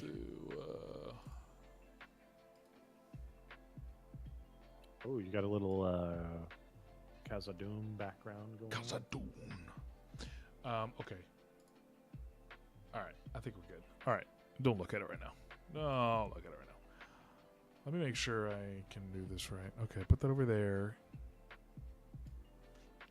All right, let's just get into it. Let's boogie, see what happens. Okay, sweet. Right. Hold on. Here. You're good. Let me check something. You're good.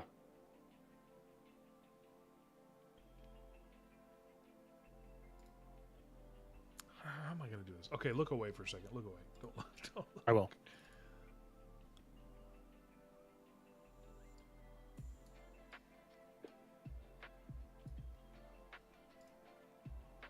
Okay.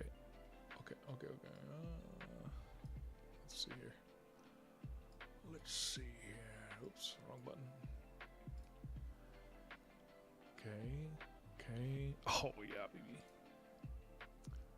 All right. Hold on, please.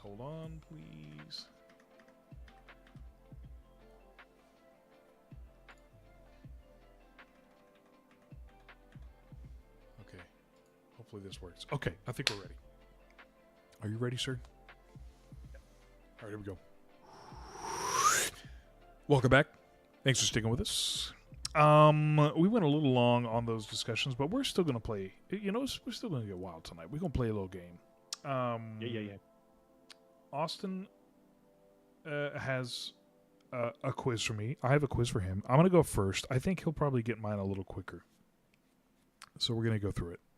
I'm going to show you some frames from movies. You have to guess what the movie is, and we'll maybe give you hints if you're nice to me.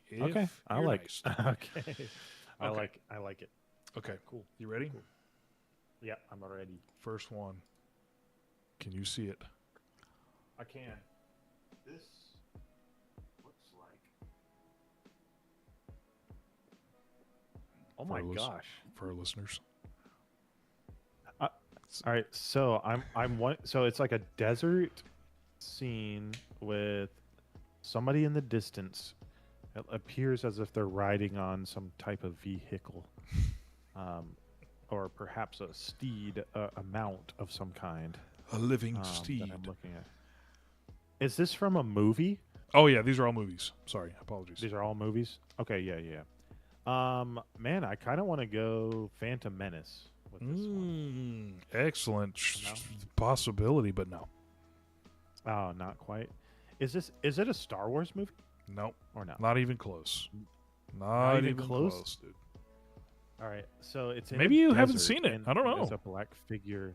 Is this Lawrence of Arabia? It is, dude. You got it, dude. He's Classic. joking, guys. I'm not. He's joking. This is Lars Arabia. Okay. Lars Arabia. There he is, right there. Okay, nice. So wait, what is this? The dark figure in the back? Dude, I'm trying to. It has been so long, but I don't think even this ends remember up this being from somebody the that movie, he like ends up working with, and he maybe shoots this guy. I can't, it's been so long, but yeah, Lars Arabia is like surely one of the top movies of all time. One of the movies of all time. Yeah, absolutely. Yeah, it's kind of an interesting screenshot because you can't see any faces of any character. There are 3 characters in the frame, but you can't see their faces. And two of them are looking towards the person in the distance that appears to be coming towards them. Yeah, this movie like has some incredible imagery, and it was filmed, dude. I don't know, in the '60s. This was one of the like at the times they would have said like one of the hardest movies ever made to like film. Up there with like Apocalypse Now and stuff like that, just because they like I think it took years and years, which was like not normal for this for back then. Back then they would just like freaking do a movie in a weekend on the studio lot, and I think they like legit went out to the desert and spent years working on this. Wow. So kind of a cool shot though. Very cool shot. Very cool shot. All right, you ready for number 2? Number 2, let's go. Yeah, I'm ready. Maybe you won't get this. Maybe this is too vague. All right, I'm gonna zoom in. I'm gonna do a little zoom in move here, real quick. I'm gonna go. I may have to just go with my gut here. Okay. To be completely honest with you, it looks like there's a man with a microphone and he's looking at a screen. Okay. And I think he may be doing some karaoke in this scene, if I might be correct. And I think this movie might be Rush Hour 2. Heck yes, dude. Incredible Yeah. work, dude. Yes. So good. He's singing Michael Jackson. This is the scene. Yeah, I was going to say, this is when they go to Jackie Chan and Chris Tucker's character go to like a bar or something or a restaurant, whatever, and this guy is like doing karaoke, but he's like doing a horrible job of it, and Chris Tucker's character like can't help himself. Carter can't help himself because he's such a big fan of Michael Jackson. He has to take over the mic and like do his own thing. You got it, right dude. before that iconic, hilarious scene. Oh, dude. Yeah. And he thinks like they're there to have fun, and Jackie Chan's like working the whole time. Oh, that's right. So good. Because the whole thing in the beginning is like he wants to take him on a trip. And like he's like working, but he's trying to keep it from Carter. He's like he doesn't want him to know that they're actually working and not just doing a vacation. Love it. Dude. Yeah, I freaking awesome. love the Rush Hour movies, dude. All right, number 2. They're number so 3. good. Number So- 3. Here we go. so- Oops. Hold on. Apologies. I'm still zoomed in, but I may have to. Oh, dude. All right. So in this screenshot Steven has chosen for me, there appears to be an astronaut free flying in space, going into what looks like a very dangerous area with a lot of debris, maybe some asteroids flying around. Perchance. Perchance. This appears to be from maybe the late 2000s, early 2010s, if I were to guess. I only see one character in frame. Is that right? I see one character in frame and then a bunch of debris. I'm going to guess, is this Star Trek 2009, directed by J.J. Abrams? Ooh, you almost had it, dude. You was this close, dude. Oh, was I? Is it Into Darkness? It is. Into Darkness? Oh, okay. Remember when they had to like leap from ship to ship or whatever? Yeah, the ship-to-ship leap. Is it 3 of them that are trying to make the jump? I think Or it's 2? I think it's just Kirk and your boy. Not Khan. Definitely not Khan. It is Khan. No, definitely not. And Scotty's like opening the door for them or whatever. Oh the ship. yeah. Yes. So in that scene, what was really cool, I really liked. I think they have done this in the other movies, but like, there's a part where they, or a few shots where they do it from in the perspectives is from inside the suit, and the sound is just the breath Oh yeah. of the person that's flying through this horrible field of debris. It's Yeah. like pretty intense. Yeah, Star like Trek did that a couple times with like, you know, obviously there's no sound in space, but they have to have sound to make it cool. But I think in maybe the first one, there's a part where like the part of the ship explodes and people like fly out and it's like silent. Yes. Cool. Yes, and another interesting fun fact. Brooks and I were talking about something along the same lines of this recently, and I was saying like Battlestar Galactica, the remake of it, which came out in like the early 2000s, kind of popularized the like zoom in action shot in space. Yeah. Like where there's either ships flying or people zoom. flying, like the snap zoom where it's like outside of a spaceship that's flying, and I think it was all executed super well in these J.J. Abrams Star Trek movies. Dude. Oh yeah, love it. All right, you're doing great. Let's see this next one. Thank you. I don't remember. These aren't in any order. Okay. Ooh. All right. So we've got a scene of some children in what gosh. looks to be like a classroom. I did not realize that was her, Anna Chlumsky. If I believe And that's we're how you zooming pronounce in her on name. one. Yeah, we are. She's from My Girl and Veep later on in life. That's her, right? Oh my goodness. Yo, it Crazy. is. All right. This All is right. not My Girl. It's- There you go. Continue. There's your hint. Okay, I appreciate the hint. This may be the one that I fail on this because one's tough I one. don't recognize like this shot, but what I'm looking at is like a classroom of young children, a brick wall. Very important. This appears to be 90s from what it looks like. Is it 90s or early 2000s? Probably late 80s. Late 80s. Okay, interesting. Oh, late 80s is going to throw me off a bit, and it's. She's going I'm to be the gonna one. go with- She's going to be the one Is she to a remember. little girl with like light brown hair, has a kind of quizzical, confused look on her face? Ooh, man. I really don't know, so I'm going to throw a wild guess out there. And if I get it wrong, we can definitely move on. But I'm going to guess, is this...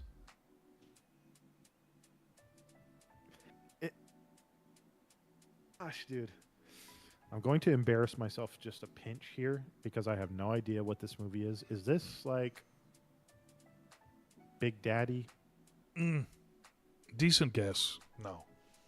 Decent guess, not. I don't really correct. remember what was happening in this scene, to be honest. But maybe you could give me who's the lead actor in this? Oh, I feel like maybe that'll you give could it give me away. Okay, it might. I'm really not getting anything from the picture, to be completely honest. I'm not getting anything at all. It's not. Is it? It's not Kindergarten Cop. No. I'll say another My Girl actor is in this movie. Unfortunately, that doesn't help me. Unfortunately, yeah. You're gonna Macaulay Culkin is in this. Really? Also in My Girl. This is not Richie Rich. Nope. By any means. No. And it's No. not My Girl? Nope. Steven has completely stumped me, guys. Sheesh. Yeah, I don't have this at all. I don't have It it. stars John Candy. And I still don't know it. This is Uncle Buck. Uncle Buck, dude. Man, maybe it's been too long. It has, Maybe I dude. need to give. Uncle Buck is Maybe in it's my been too long. top. Is in my top, dude. Uncle Buck and Planes, Trains, and Automobiles. Whoa, All you right. like R-rated movies? Whoa. Yeah, I do. All right. GG's. That was a tough one. All right. GG. So That one was hard. Uncle Buck, guys. Shout out. Uncle Shout Buck, out, dude. John Shout out. Candy. All right, here we go. I think I maybe have two more. Oh. Okay. Oh. I never know if your hmms are serious. So I'm zooming in on this. So Steven has shown me a picture of a gentleman with some dark brown hair who appears to be at an airport with his fist raised, and he appears to have just completed an objective of his. He appears to be cheering. Oh my gosh, why am I having such a hard time placing this person? Is that Jim Carrey? Maybe. In the frame? Is this? I'm just gonna guess a few Jim Carrey movies, but wait. Is this Is it Liar Liar? It sure is. Show Wow. enough is. Wow. Okay. Chases him so down what at is the the end. scene that So- chases him down? Basically, his family's going to move to Boston, and he can't let that happen. So he literally is driving a stair truck or something. Yeah, And- what do you call that? I think there's a name for that. I can't remember. I don't remember. And in this moment, he gets the plane to stop, and he's like, "Yeah!" Little does he know, he's about to collide with something and go flying himself. I love that movie. I've Same. watched it a handful of times. I will Same. say. It's good stuff. All right. I think Honestly, maybe one more. do you remember Oh, go like ahead. back in the day, like a premise for a movie like that was like it's just a good fun movie. It doesn't have to Unique. be anything crazy. Yeah. It's just easy. It's just a good watch. I love it, dude. All right. Last one. Ooh, this one might be tough. Here we go. All right, let's see. Okay. Yeah. All right. So we. All right. So. I'm spoiling a lot of movies tonight. The image we have is of a nurse standing over a little love seat, lay down bench of an old couple that appears to be some gray-haired individuals, man and a woman. One might call them white-haired. Even. Perchance. In the background, or perhaps in the mirror behind them, seems to be some type of science fiction object, which appears to be two pyramids on top Very and important. on bottom, kind of.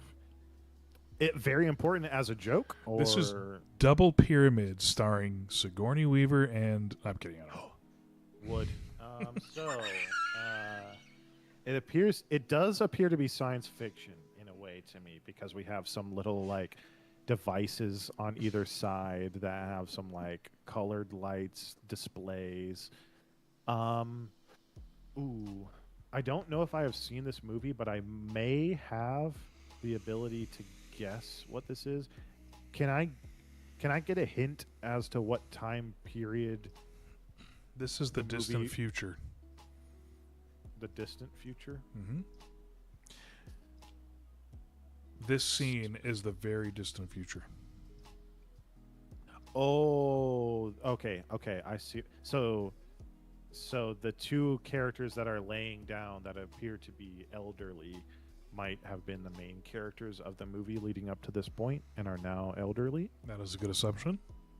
Okay. And the nurse is probably inconsequential to the Yes. scene here. I think so. The device in the background, or what may be a mirror, I can't really tell from this, appears to be some kind of important device in this movie's plot. No. It is not The focus is these two. the focus. More specifically, this gentleman. I'm gonna zoom in on the gentleman's face and see what I can do here. Oh, thank you with the extra zoom in.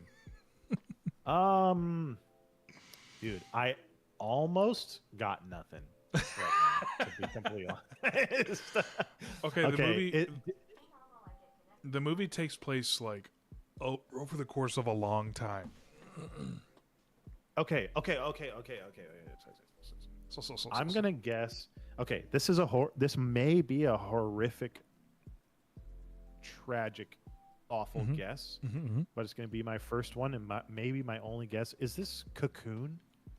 Great guess. Not the answer. I've never seen Okay, Cocoon. That's is- Ron Howard, isn't it?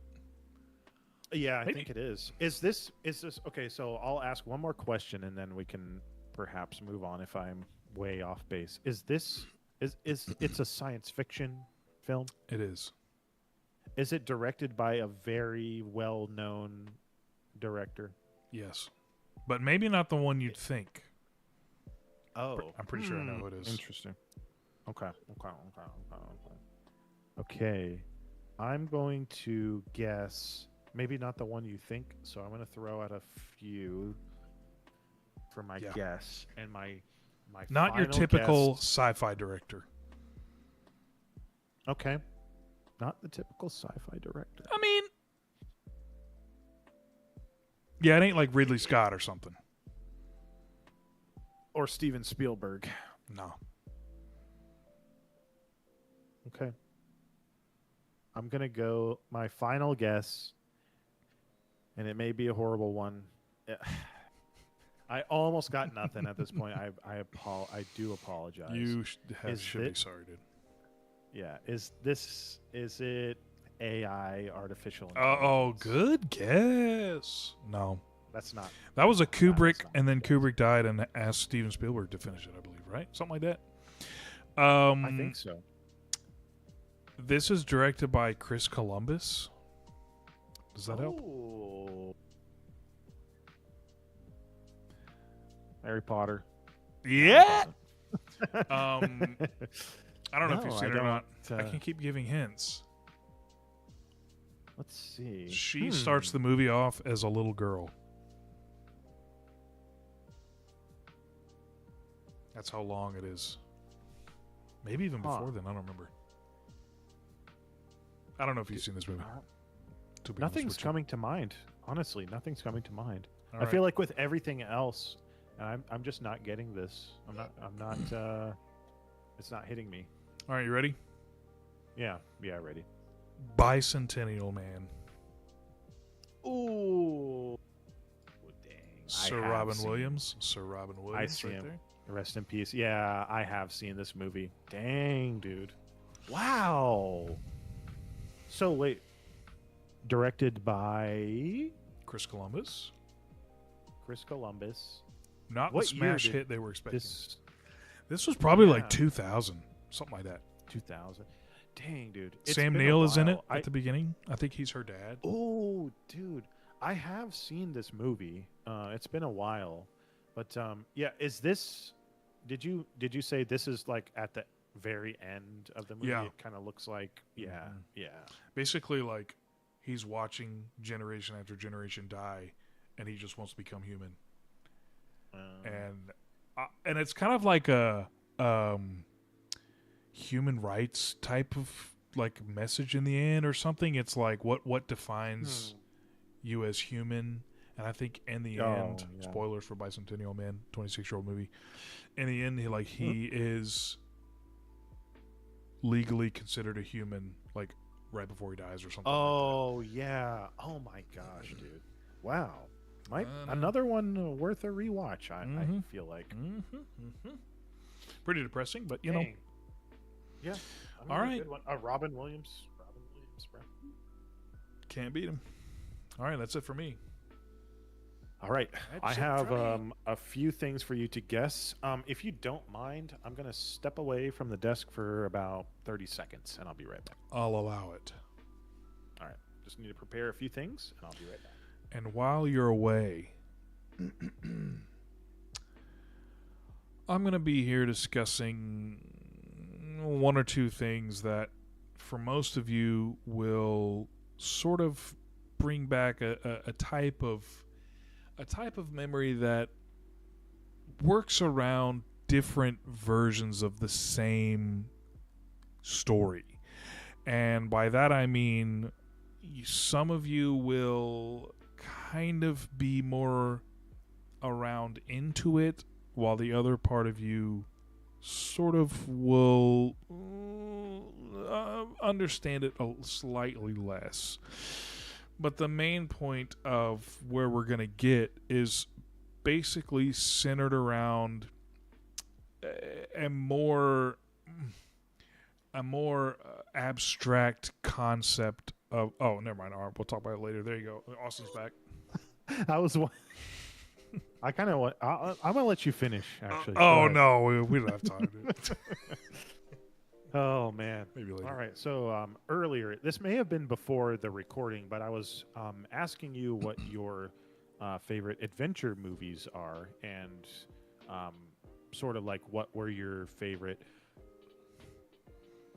action movies, action comedy movies. So what I pulled up is a list of the best rated adventure movies, according to IMDb.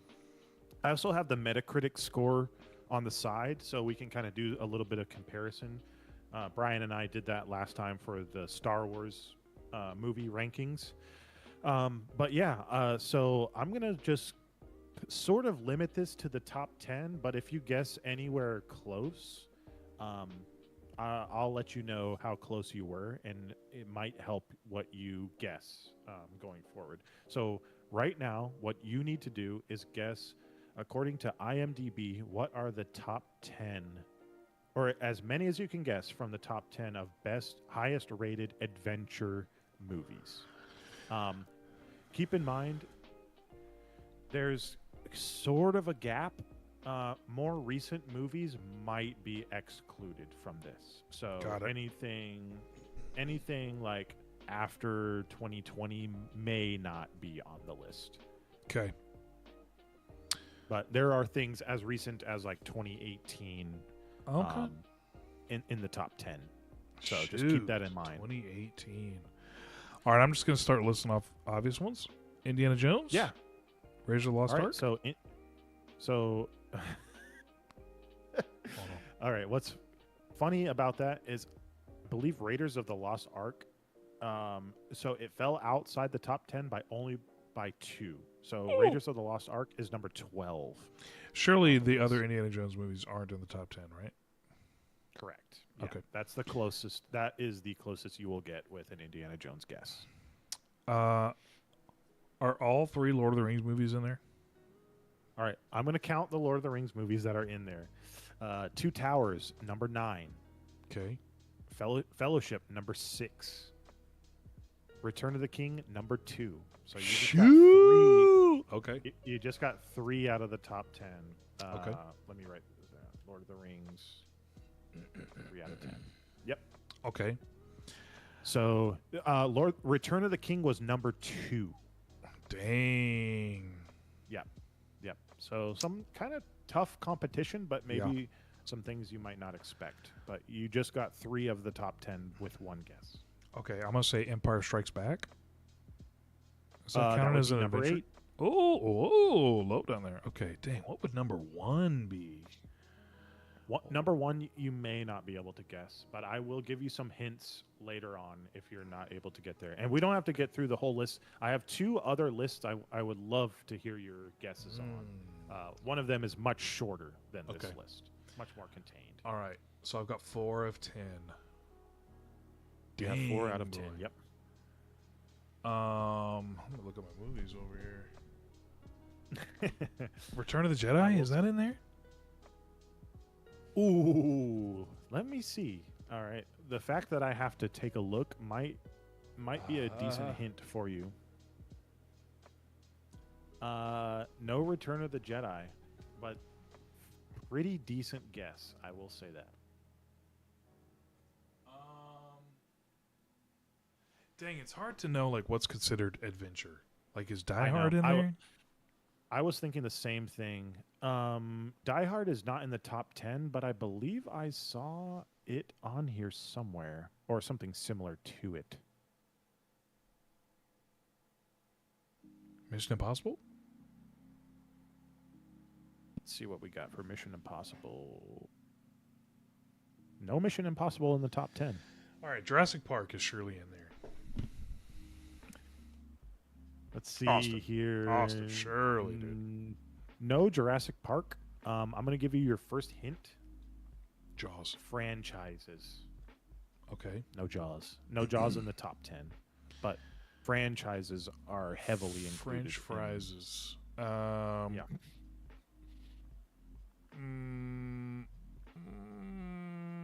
Avengers? that an adventure movie? Adventure? Avengers, not in the top 10. 2018. What would the 2018 one be? Do I It's like the this movie? I'll say this. I think you like it. You probably don't love it, and it's probably nowhere close to your absolute Is it number one? favorite. It's number one, yes. It's not Dune, is it? No, nope. The other, so everything in, except for maybe one movie in the top 10, these are all like major franchise movies, or even like sequels or late entries. Oh my gosh. And Jaws isn't. Jurassic Park isn't. Nope. Is there any Spielberg in there? Surely. The King of Adventure? Indiana Jones isn't in there? What the heck? Nope. That's it. Any Spielberg? Checking for Spielberg, we have none. What the Not in the top 10, anyways. crap list is this? How about... There's probably no 007 in there. Nope. No 007. I will tell you this. What Star Wars movie did you guess earlier? Return of the Jedi? Yeah. That is in the top 20. It landed at 19. Oh, is Star Wars in there? Just regular Star Wars? Star Wars Episode 4: A New Hope is at number 10. Oh! Okay, so we got A New Hope. I'm not going in any order. The 3 Lord of the Rings. Yeah. We've got Empire Strikes Back is in there. And what else? I got Yes. another one, didn't I? So you got A New Hope, Empire Strikes Back, and all 3 Lord of the Rings movies. Oh, that's it? Frick. Okay, 5 out of 10. So you have 5. But that's 5. That's half of the top 10 right there. And aside from one other movie, the rest are franchise movies. What would number 1 be? It's not like on 1917? No, it's not.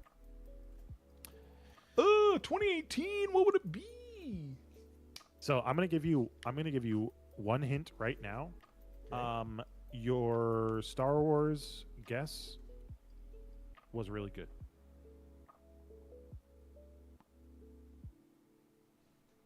Wait a second. How many Star Wars movies have you already gotten? Empire and A New Hope. There's more? No, you got them both. Okay. Those were the 2.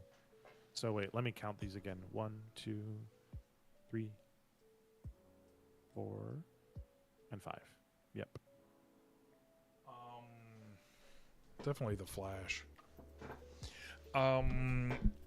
Any Harry Potters? No Harry Potters. The Flash is not a terrible guess if we're talking about franchises. Superman the movie? Not Superman. Much more recent. I'll say there's nothing besides the Dark Knight? Dark Knight is in the top 10. Yes. Oh. Okay. 2018? Yeah, I'm gonna have to give you a hint on that one. Here's Okay. another hint. Okay. The same director will show up. Have I already listed him? You have. Peter Jackson, Irving Kershner, George Lucas, Christopher Nolan, Inception? Inception is in the top 10. All right, that's like 7, have right? You have 7 of the top 10, so you have 3 more. Let's see here. Are they? Not like Spider-Man. Spider-Man? No, not Spider-Man, but decent. Guess Are there any MCU movies in there? there are 2 MCU movies, and they are both in the top 3. Iron Man? and one of them, not Iron Man, one of them, the earliest one is from 2014. What? Endgame and Infinity War. Not it. Nope. Neither of those? Neither one of them. What Neither the one. heck list is Not this? the. I know it's pretty interesting. Oh, Black Panther? But Black Panther is number 1. Dang. Number Disagree, but okay. And Number one? You have it's number 1, and you Okay. have one more MCU movie that is in the top 3. And I'll give you a hint. The year is 2014. And it is the first movie of its series / trilogy. Guardians of the Galaxy. It's Guardians. Yes. Dang. Great You movie. only got one. All right, one more. Great one movie. more, You got one more movie in the top 10, and your final hint of the evening for this list of top 10 adventure movies, the director has already been named.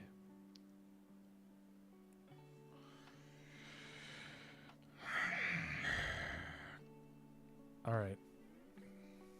All right. And this, actually, additional hint, because this is the only movie from the top 10 that is not a part of a franchise. Okay.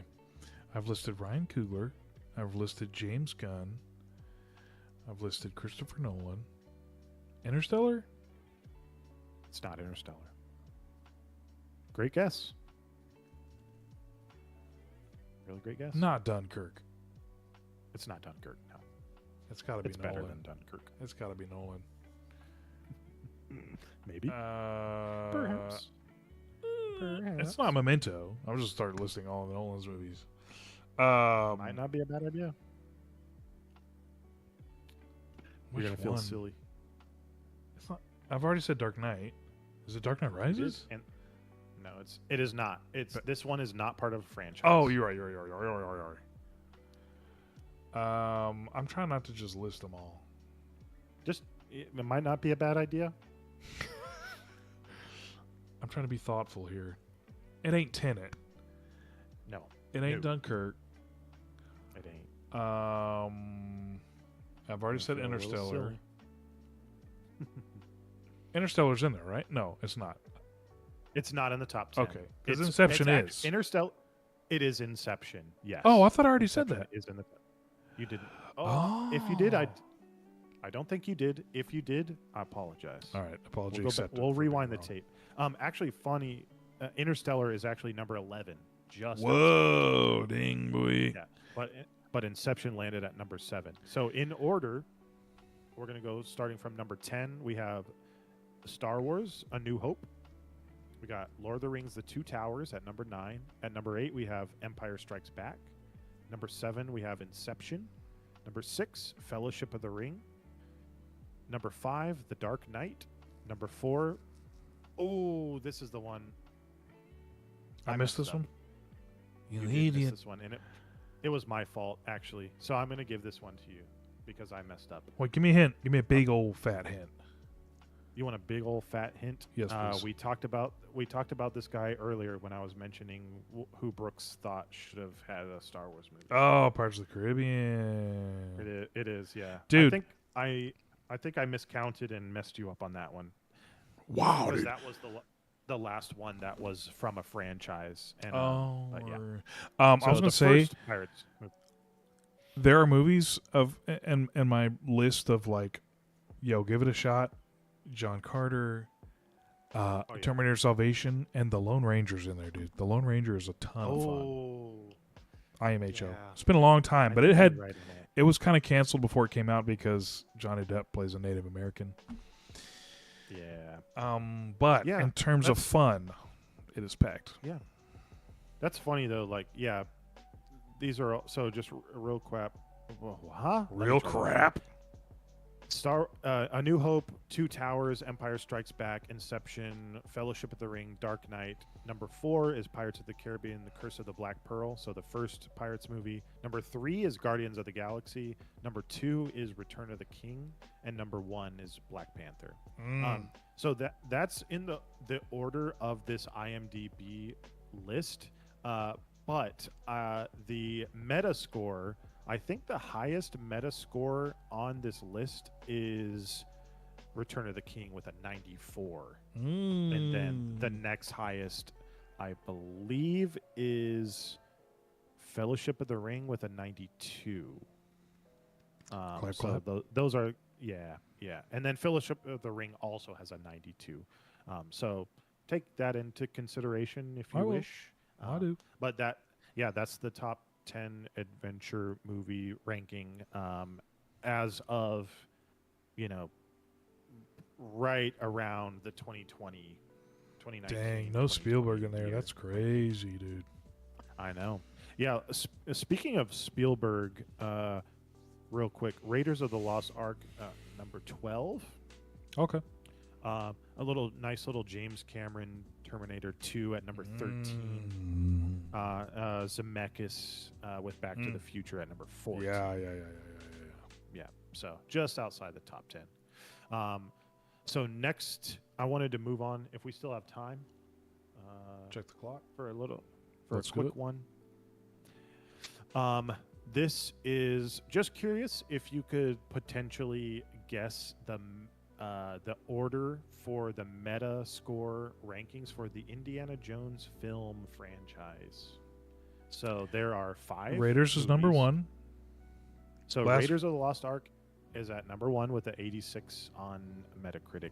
Yeah. Last Crusade number 2, Temple of Doom number 3, Kingdom of the Crystal Skull number 4, Dial of Destiny number 5. So that was pretty easy for you. Yeah. However, here's an interesting little fact.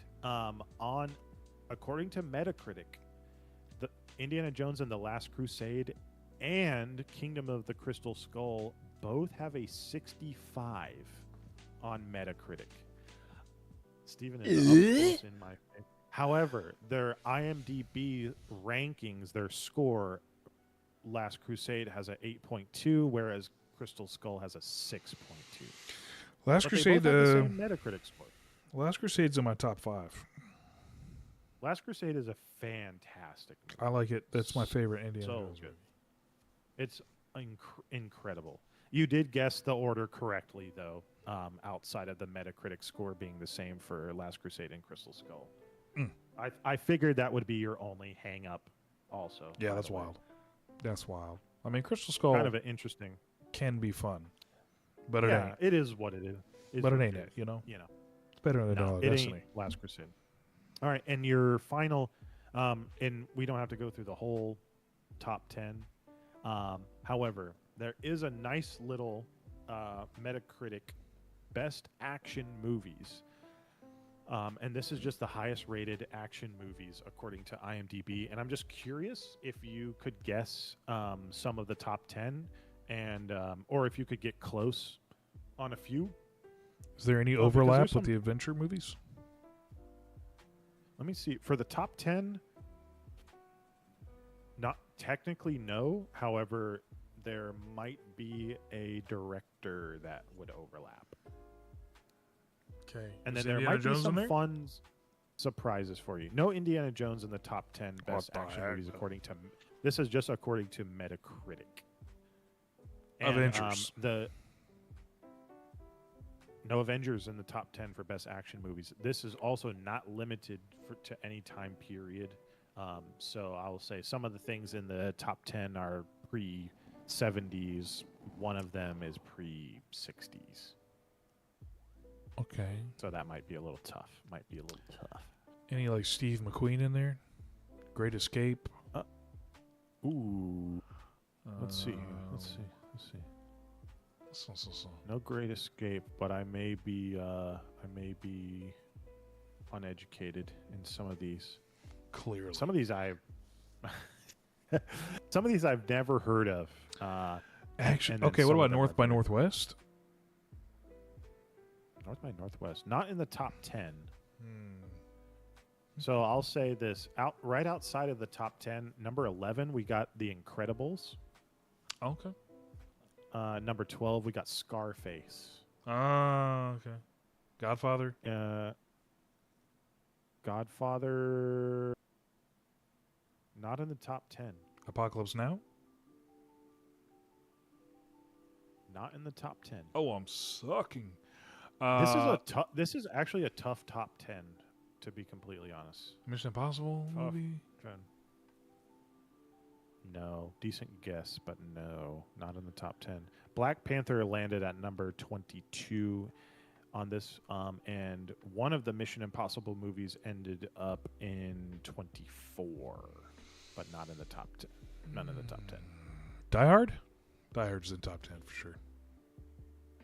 No Die Hard in the top 10 Sheesh. action movies. A handful of these movies, maybe the majority of them, are older. Okay. Although there are a Clint few Eastwood? like more recent ones. Good, Bad, and the Ugly. Not in the top 10. Oh my.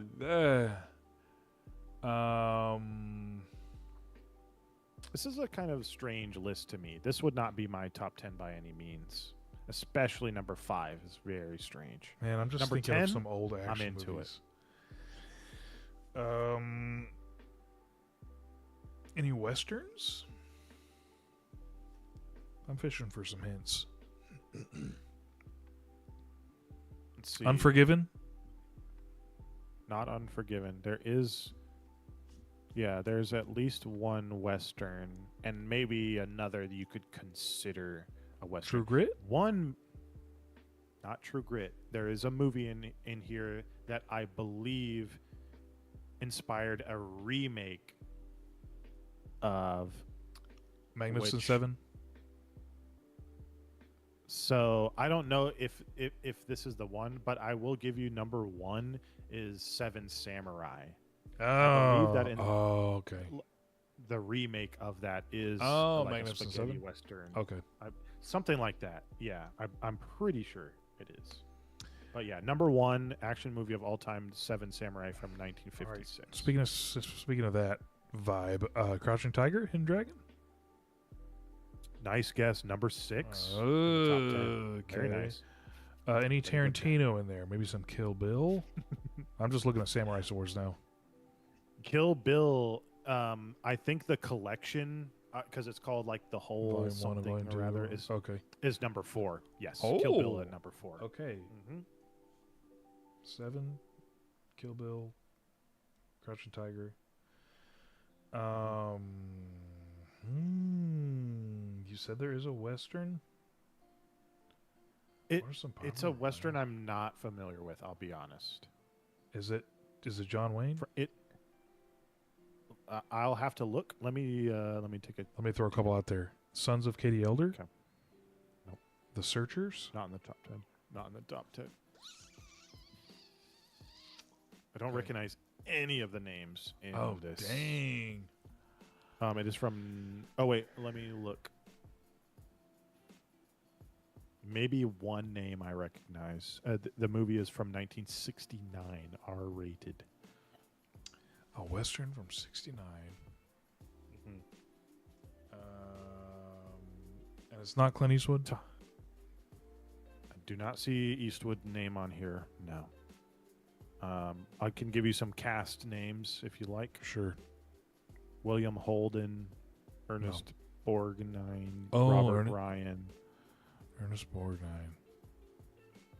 Edmund O'Brien, Warren Oates, Ben Johnson.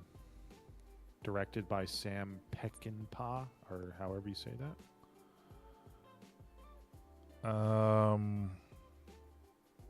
Ernest Borgnine is Mermaid Man. I'm trying to remember young Ernest Borgnine. Kelly's Heroes even is... No, it's not Kelly's Heroes. No. Dirty Dozen is not... is Dirty Dozen in there? It is not. Okay.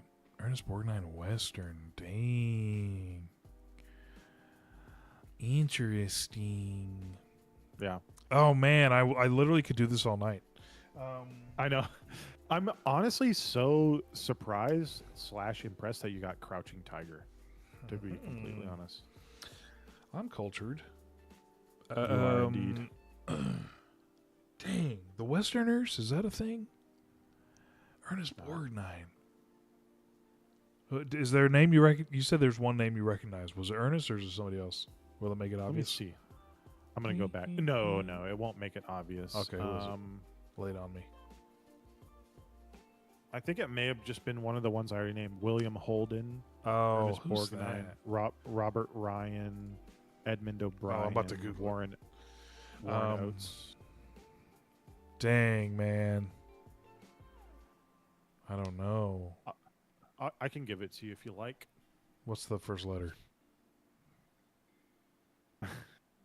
It's the, and then a W.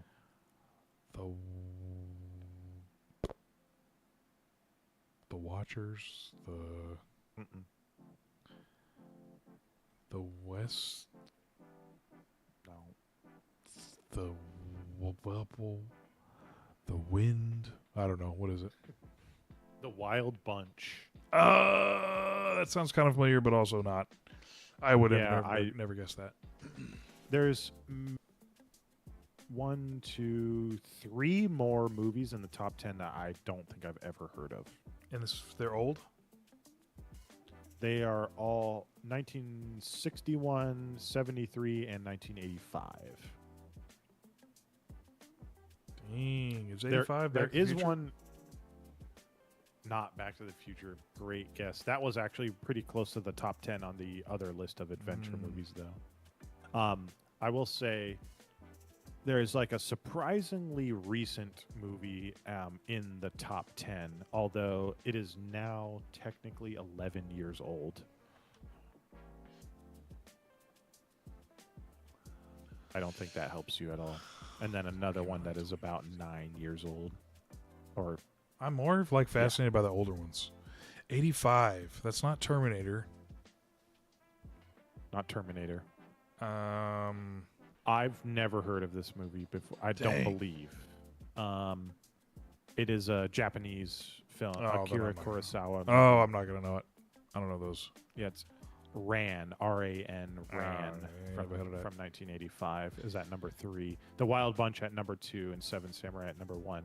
Kill Bill at number 4, Crouching Tiger at 6. And then, would you like to hear the rest of the top 10 according to Metacritic, top rated action? Give me some movies hints of on all time? the two older ones you mentioned. 60 whatever. two. and- Okay, the 2 older ones. Let's see here. I believe another Japanese film. Okay. Another Don't know it. Kurosawa film. Don't know. Okay, Yojimbo. A Mm. crafty Ronin comes to a town divided by 2 criminal gangs and decides to play them against each other to free the town. Okay. From 1961, and then let's check out this other one. See if I can give you some hints. From 1973, produced by Warner Brothers. Directed by Terrence Malick. Would you like to hear some of the cast? Hold on. Okay. There's only like 3 notable names here that I see. Well, I don't know if I know Terrence Malick movies that old. Maybe give me from one of those stars. 1973. This movie has a 94 on Metacritic with a 7.8 user score. All right, who's in it? Give me one person. All right, one person, Martin Sheen. Probably the top bill of the movie, actually.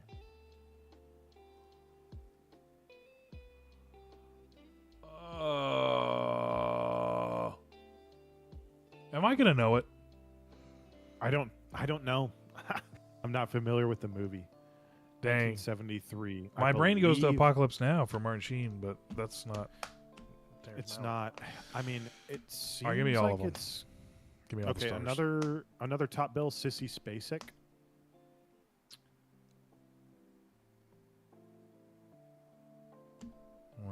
Give me another one. The The two main characters' It's not- names are Kit and Holly. Then Warren Oates is actually in this movie as well. Oh, This is the last one from dang. What's the first letter? B. What's the It's second one letter? compound word. A. It's a compound word that is sort of like a. I'm definitely not gonna know it.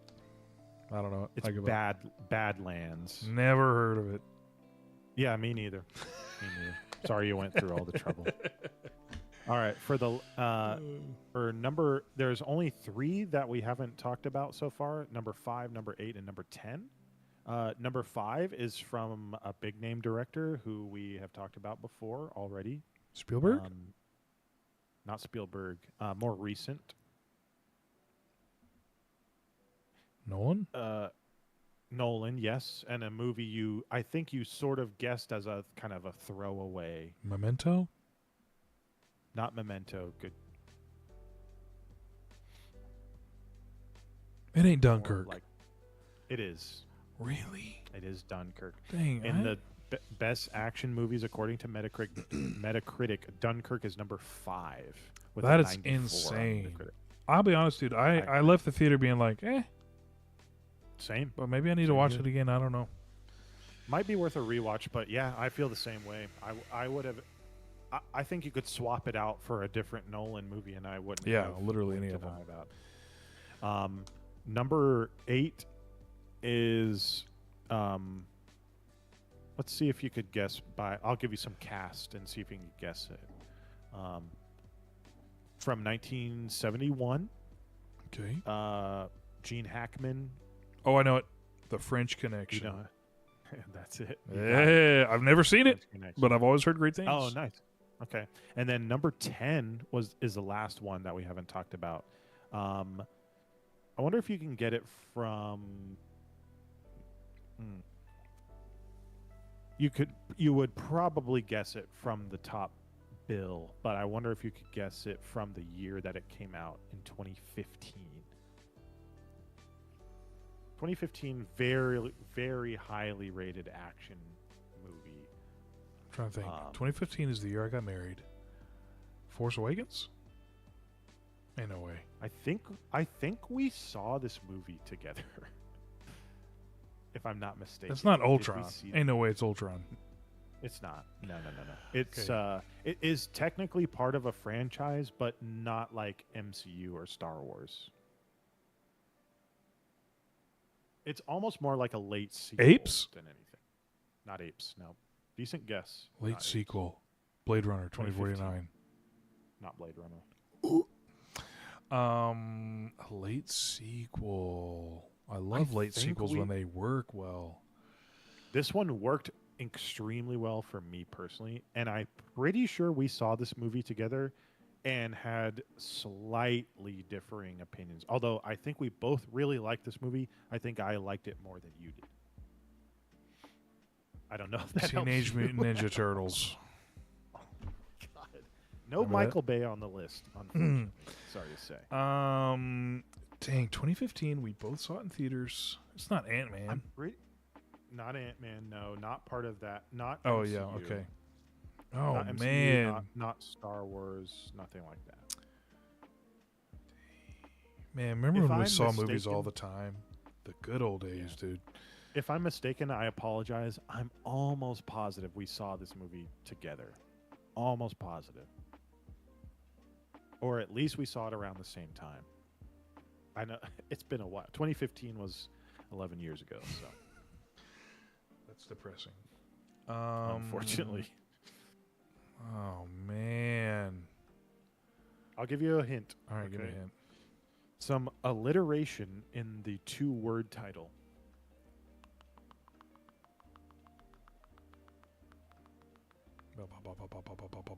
Two-word title, alliteration.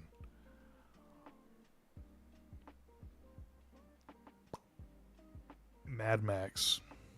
It is. Dang, boy. It is Mad Max Fury Road. That is. You're number right. We did 10, see that and together. We did, yeah.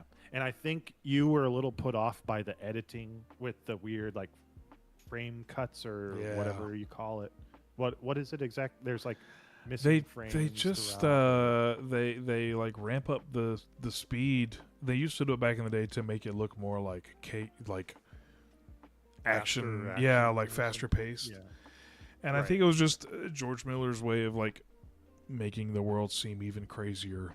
But I just like Yeah. that was not for me. I remember seeing it in the trailer and being connect like, with "That's not going to be in the movie, right?" And then it started happening in the movie, and I was like, "Oh my gosh!"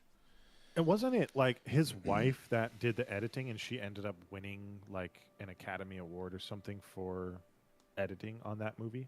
Oh, Am I don't remember. Am I being? You're Am I hallucinating.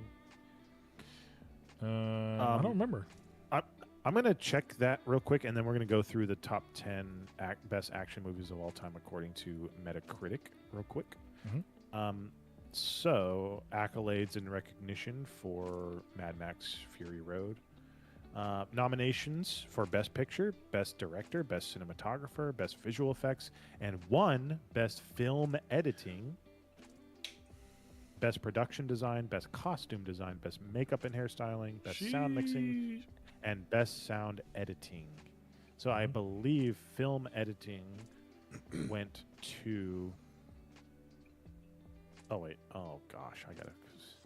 You gotta click out of If I that click ad. on, if I click on Best Film Editing, it's just gonna go to the Wikipedia page of everyone who's ever won best film editing. But if I'm not mistaken, Mrs. George Miller. Miller's Mrs. Miller was the one who did the editing for the movie, and she was the one who won the Academy Award for that. Dang. Anyways, let's take a quick look. If we just go back, just a second. Where has my list gone? Oh no. Or Nori. So number 10, according to Metacritic, best action movies of all time. This is not limited by year, like the previous list was. Number 10, Mad Max: Fury Road, which came out in 2015. Number 9, Yojimbo, which came out in 1961, another Akira Kurosawa movie. Number 8, The French Connection. Number 7, Badlands. Number 6, Crouching Tiger, Hidden Dragon. Number 5, Dunkirk. Number 4, Kill Bill.